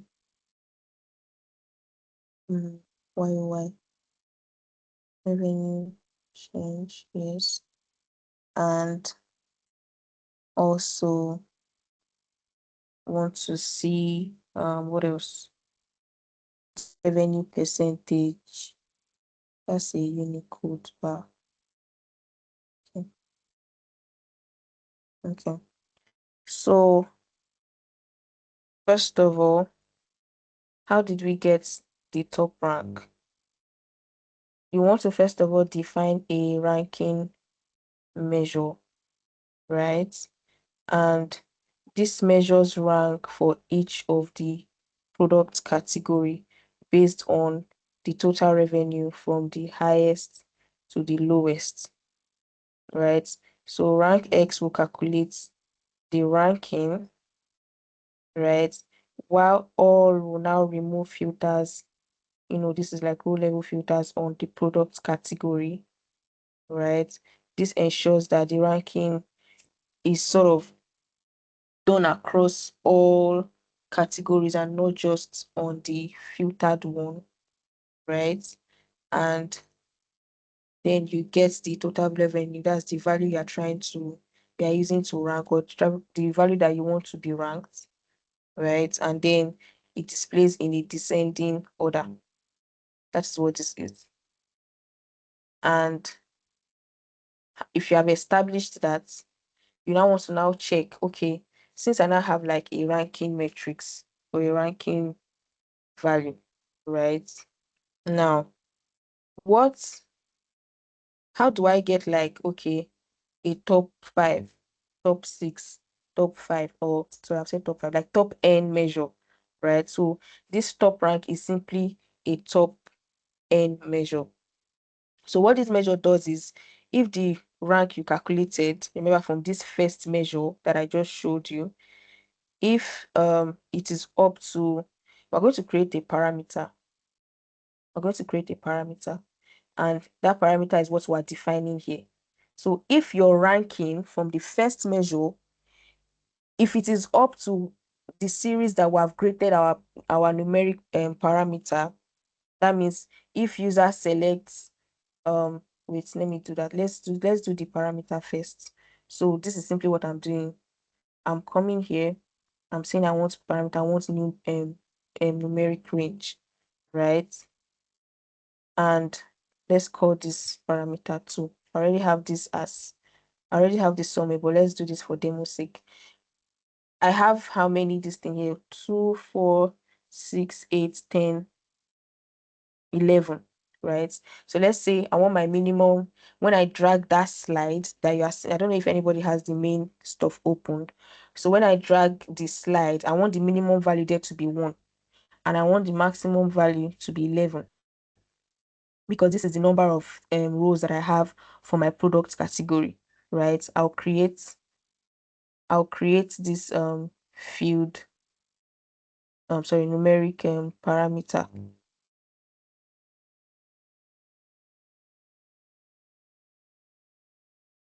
It has created, like I said, I have it here as ranking value. So let's use mine instead.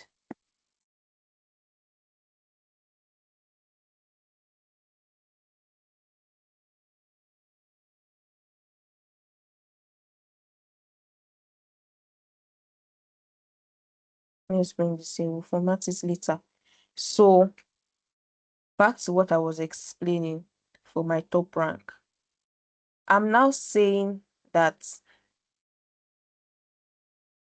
if the rank that was calculated for my first measure, like I said, right, if it is up to or equal, like if it is less than or equal to, remember our minimum is it has to be a range between 1 to 11, right, and only one increment. That's why I have 1 to 3. Sure, we understand numeric field. Let me just assume that we understand numeric parameter. So let me go back to the DAX.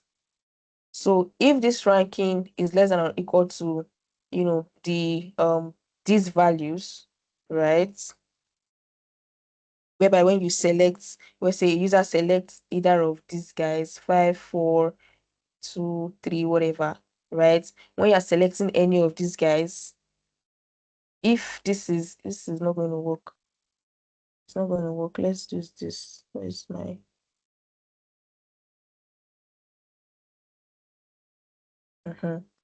So if you're using any of these guys,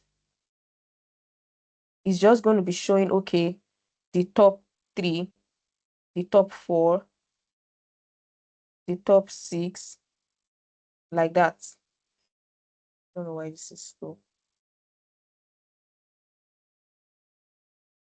It's going to show all of them based off the rank, right? Then, okay, like I explained, okay, it's going to explain and show us the rank based off, okay, top 11 total revenue. You see it as follows. If I reduce this to 6, you see it as follows. So that is it about the top rank. Then obviously we pulled in the revenue YOY. We have that before. So this revenue percentage here, I will change that to revenue percentage before we do all the formatting. This revenue percentage is simply a Unicode bar that first of all it checks for the current value, right? It gets the revenue for the current row by row, right? Then next thing it does is to get a total revenue of everything. So you're seeing that it's a step-by-step calculative process. And when it does that, it calculates the percentage share, that is dividing the current value from the total sum, right? And multiplying by 100, right? Now, it now converts that percentage into a particular balance. Note that what I studied about these barcodes is that the bar is usually limited to like 20 units, so you should have like a maximum of 60%, right? So that means if we're having a maximum of 60%, that means each of them will give like 3% gives you like one block, 3% will give you like 120 units, right? So a full bar is like 20 blocks. We represent like 60%. So even if maybe these values are more than 60%, what it's going to do is going to cap. Like it's going to be capped. Why? Because it's just to ensure that everything you're seeing that it's all ending at the same visual length. So imagine if you have maybe something in 17, so now everything like the full visual just has to have like the same consistency. They are ending at the same point. There's no one that's going beyond the other. That's why like whether or not a value is more than 60, we just have to make sure that it is capped. So the balance here is making we're just trying to make this look more clean, where we're saying if your raw length here is 0, or if it is blank, or if it's less than 0, we don't want negative values. We don't want negative bars. We don't want a blank bar. So just round it up to the nearest whole number. That's what this line means, right? Then we now say, okay, limit the bar to a maximum of 20 blocks. Remember, we said it must be 60. So one block, which is 3%, is equal to like 20. That's just the whole math behind this thing. So now what we're not saying is once we have limited the bar to a max of 20 blocks, the next thing we want to build is your bars. And you use like a rect function to either have a filled or empty block. And when you this is just like a mix of both of them. So we're having, when you write this and this, it gives you this particular visual you are seeing here. It gives you like the full visual you are seeing here, where it has like a filled version and then the empty version. And remember, all of them are capped at a particular consistency, right? So yeah, this line now returns your bar and then the value format in percentage. So this is what this is, right? And what is left is to do a format as to how we have it on the previous page. So moving on, I'll just leave this like this and make this guy here a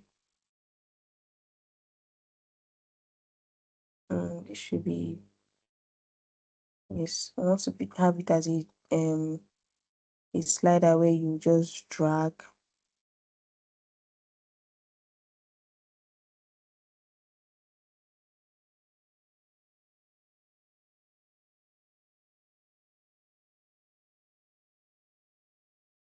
Okay, so we'll have to work on the fonts as well. That's true. Um,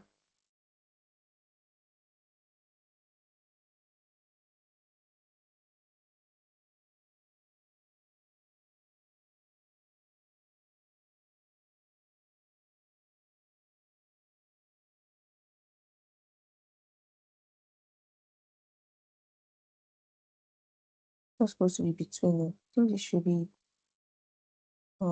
what did I use again? Let's single value. Yes, single value.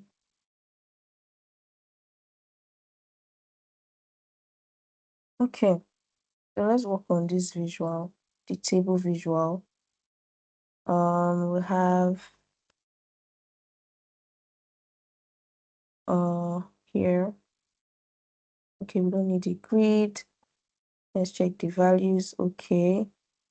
Then column headers. Let's change this to a thicker color.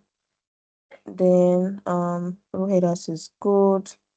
Let's turn off that total.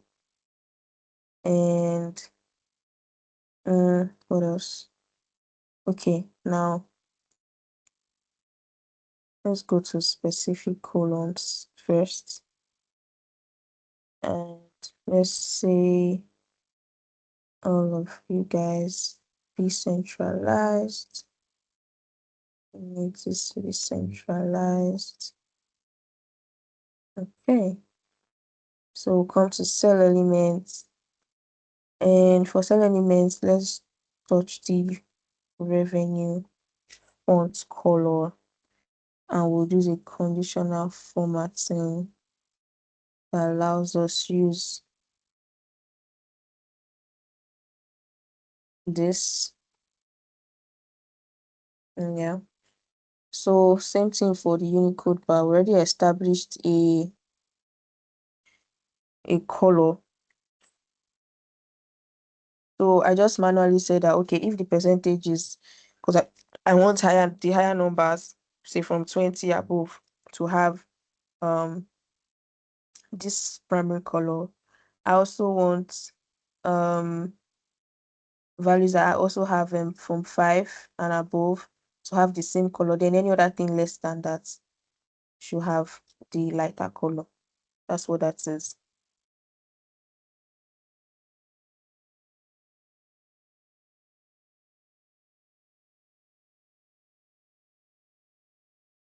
What's that? Hmm? No, I don't know. Stop. Where you going? Okay. Okay, yeah, so we have this. So when we filter any of these guys. When we drag the slides out, obviously this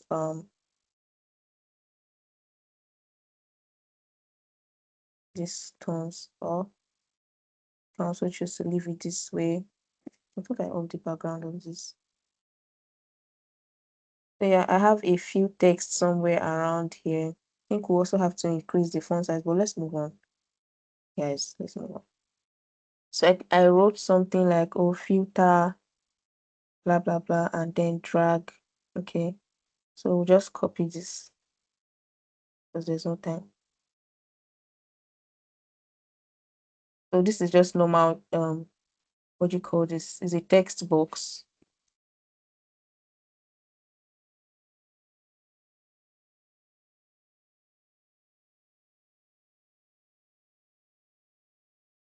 Ah, I forgot that text box are quite crazy. Sorry, guys.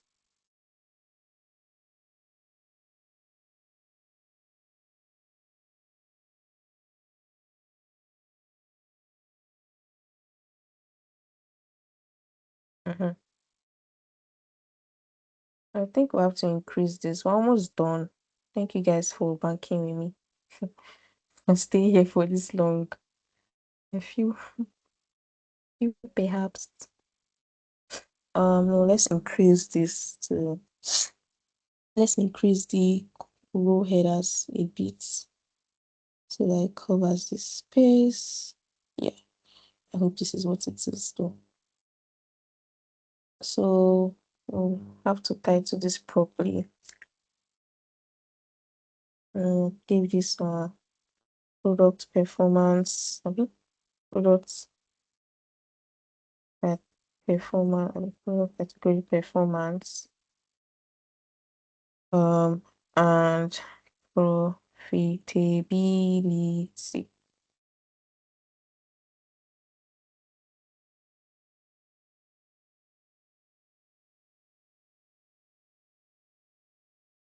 So I was saying you should filter for top end rank here.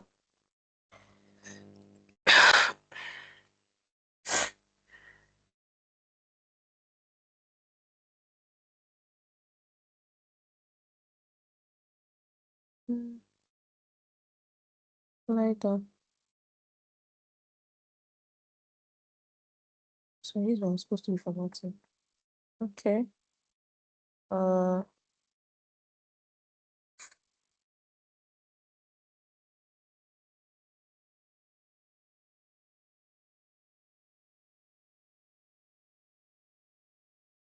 okay, so we're done here. And the last visual is a donut chart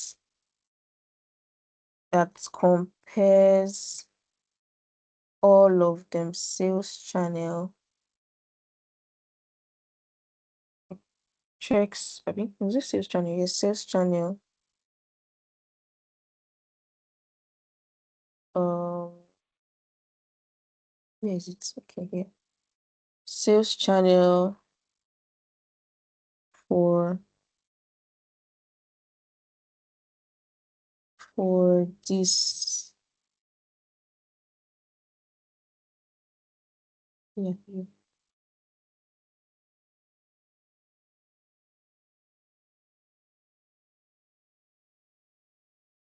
So turn off.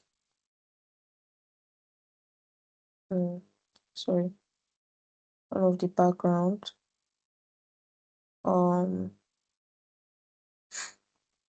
We'll have this as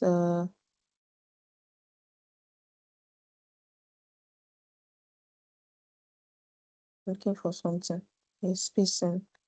The spacing is always at 75. And yeah, next thing should be values, just to make sure that it is bold enough.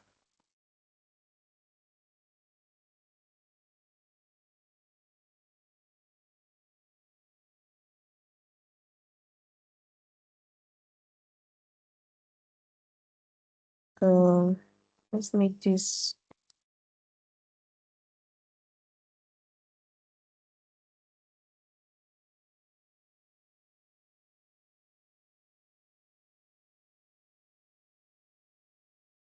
I don't know. I can't see none very well. Let me make sure.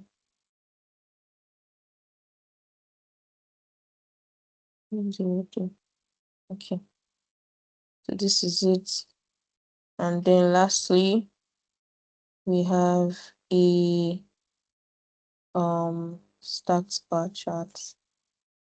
So what the stack bar chart does is it just shows the difference between the percentage difference between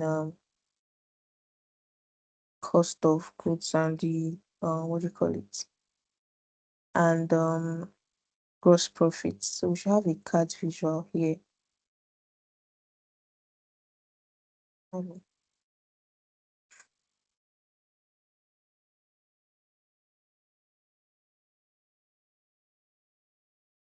So I have a measure somewhere that calculates, it just divides the cost, the difference between cost of goods and gross profits from the cost of goods, and then it returns it in percentage. So we drag this here and we turn this off and cannot label.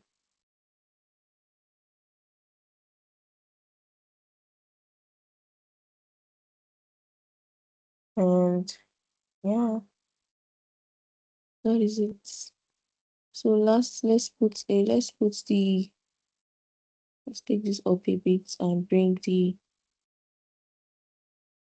just bring this.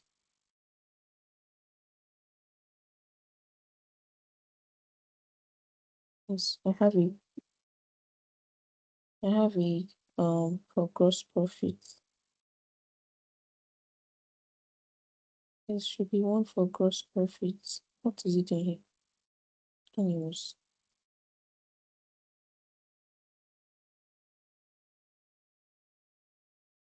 one of the title, one of the background. So yeah.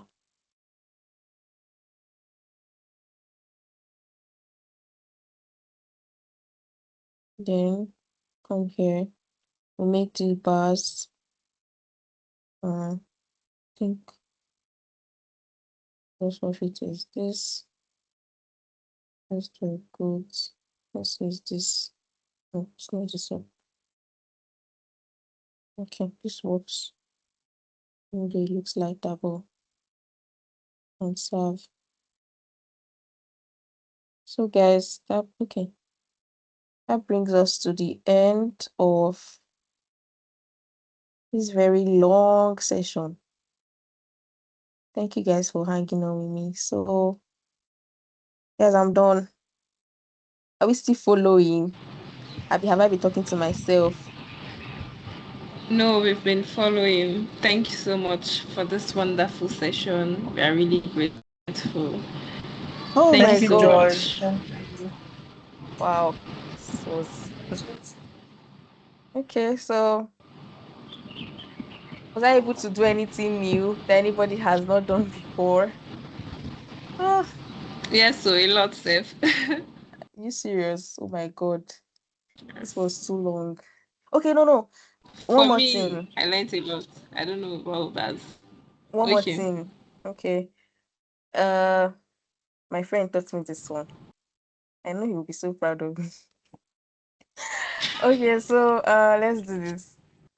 This will be this has to be a we want to make this KPI turn it to a button that calls, so that once you click on these guys here, it's able to change the entire um page. Okay. So we'll turn off the title, um, turn off the background, we'll come to the slicer. Okay, I think this is good. Color value. We'll turn off the value. I'm doing this well. Okay, yes. So also turn on the background, turn off the border. So when we have when the state is selected, I want the border to be this color, and let us have it at a weight of, maybe I did more, and was there a rounded anything anyway? Anyways, so now make this long.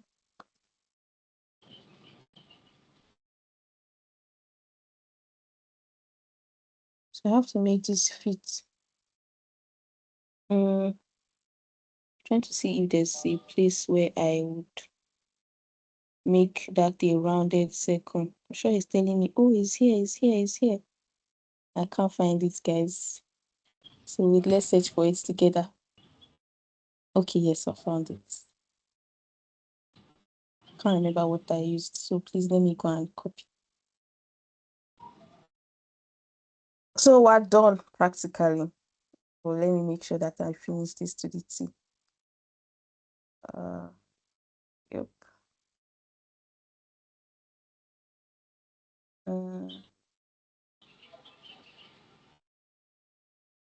Okay, 15. 10.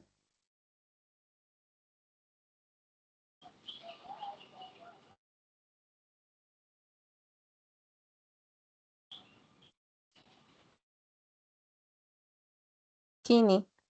Sorry, Jesus. Oh my god. Okay, guys, yes, this is it. So that when we do this, sorry, why is this doing? Okay, let's go again. And then we do this. I think, did I do allow multiple selection? Single selection now, so why are you doing that?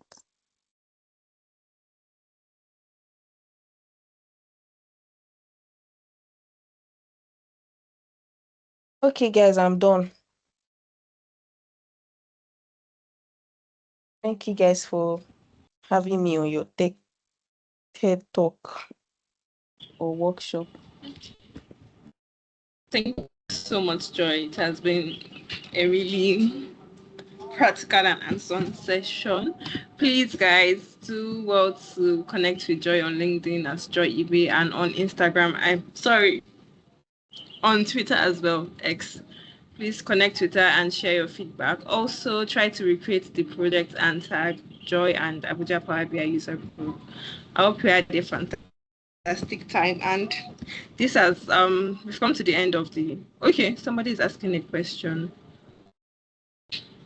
What about the icons on the left? Okay, I think Oh, it's just navigation. Do you want to thank you. share that?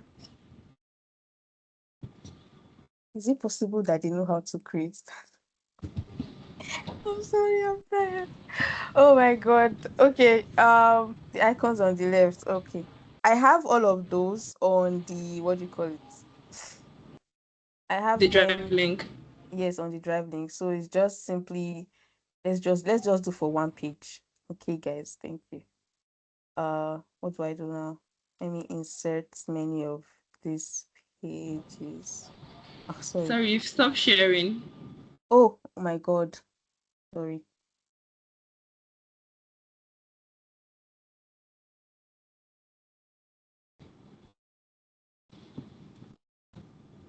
Can you see my screen now? Yes. Okay. Have a simple info button and use this on a 50-50, I guess.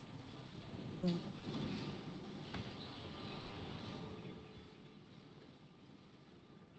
On a 50-50. Then I'll also bring in the home page.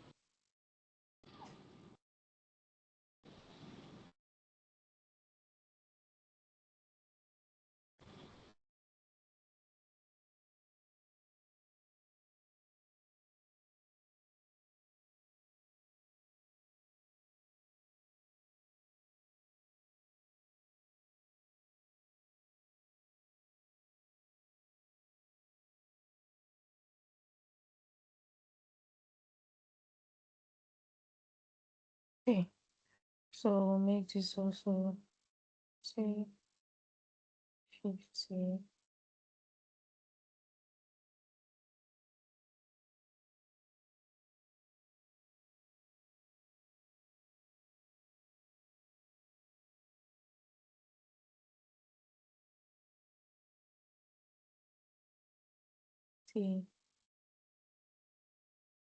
So the placement might not be as exact as the my previous copy. So let's just okay. So here, this is simply just going to be an info button where there's like an information. Please allow me, guys. Allow me. Let's see what we have so it doesn't go off. Okay. So where there's like an information button, we'll just come here and paste them.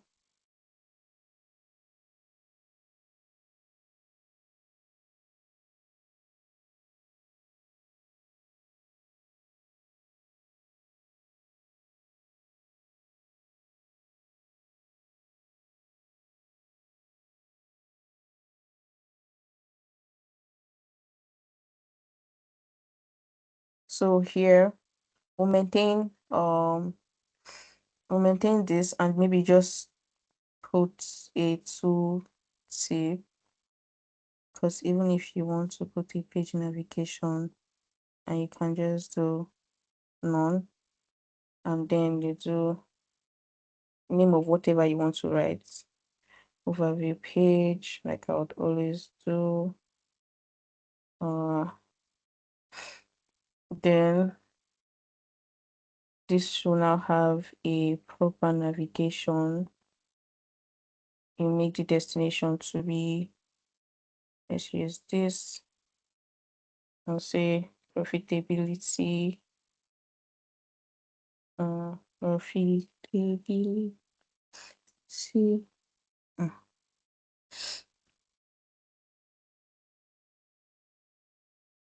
profitability page, and this will be a simple reset button. All you do is this is the status of your page. Let me put this properly.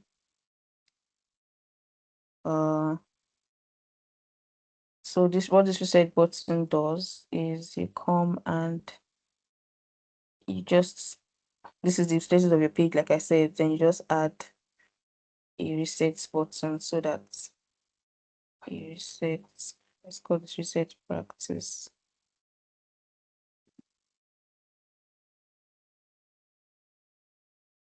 So now when I come here, I can on this guy, go to bookmark and then make it so that whenever you put a filter, oh, there's no slicer. Let's improvise. So when there's a slicer,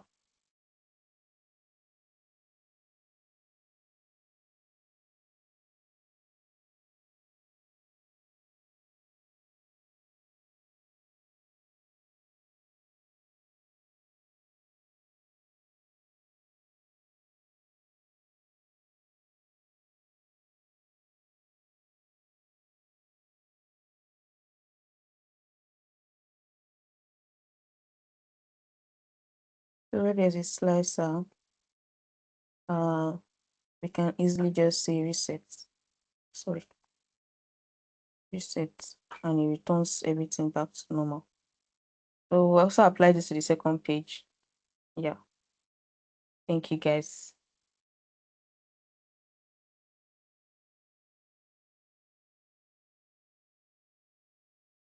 Can anybody hear me? I think I'm done. Okay, thank you very much, Joy. Thank you so much for the You're welcome. wonderful session. Thank you so much. Okay, that will be all for today's session, and we've come to the end of Reading with Power BI. To catch up with the previous sessions, you can check out our YouTube channel. They'll be uploaded. The previous sessions have been uploaded. Then this one as well will be uploaded soon, alongside with the Google Drive link for practice. So please try to recreate and yes, practice. Thank you so much, everyone, for joining. Have a lovely night rest. Thank you guys. Bye. Thank you. Bye.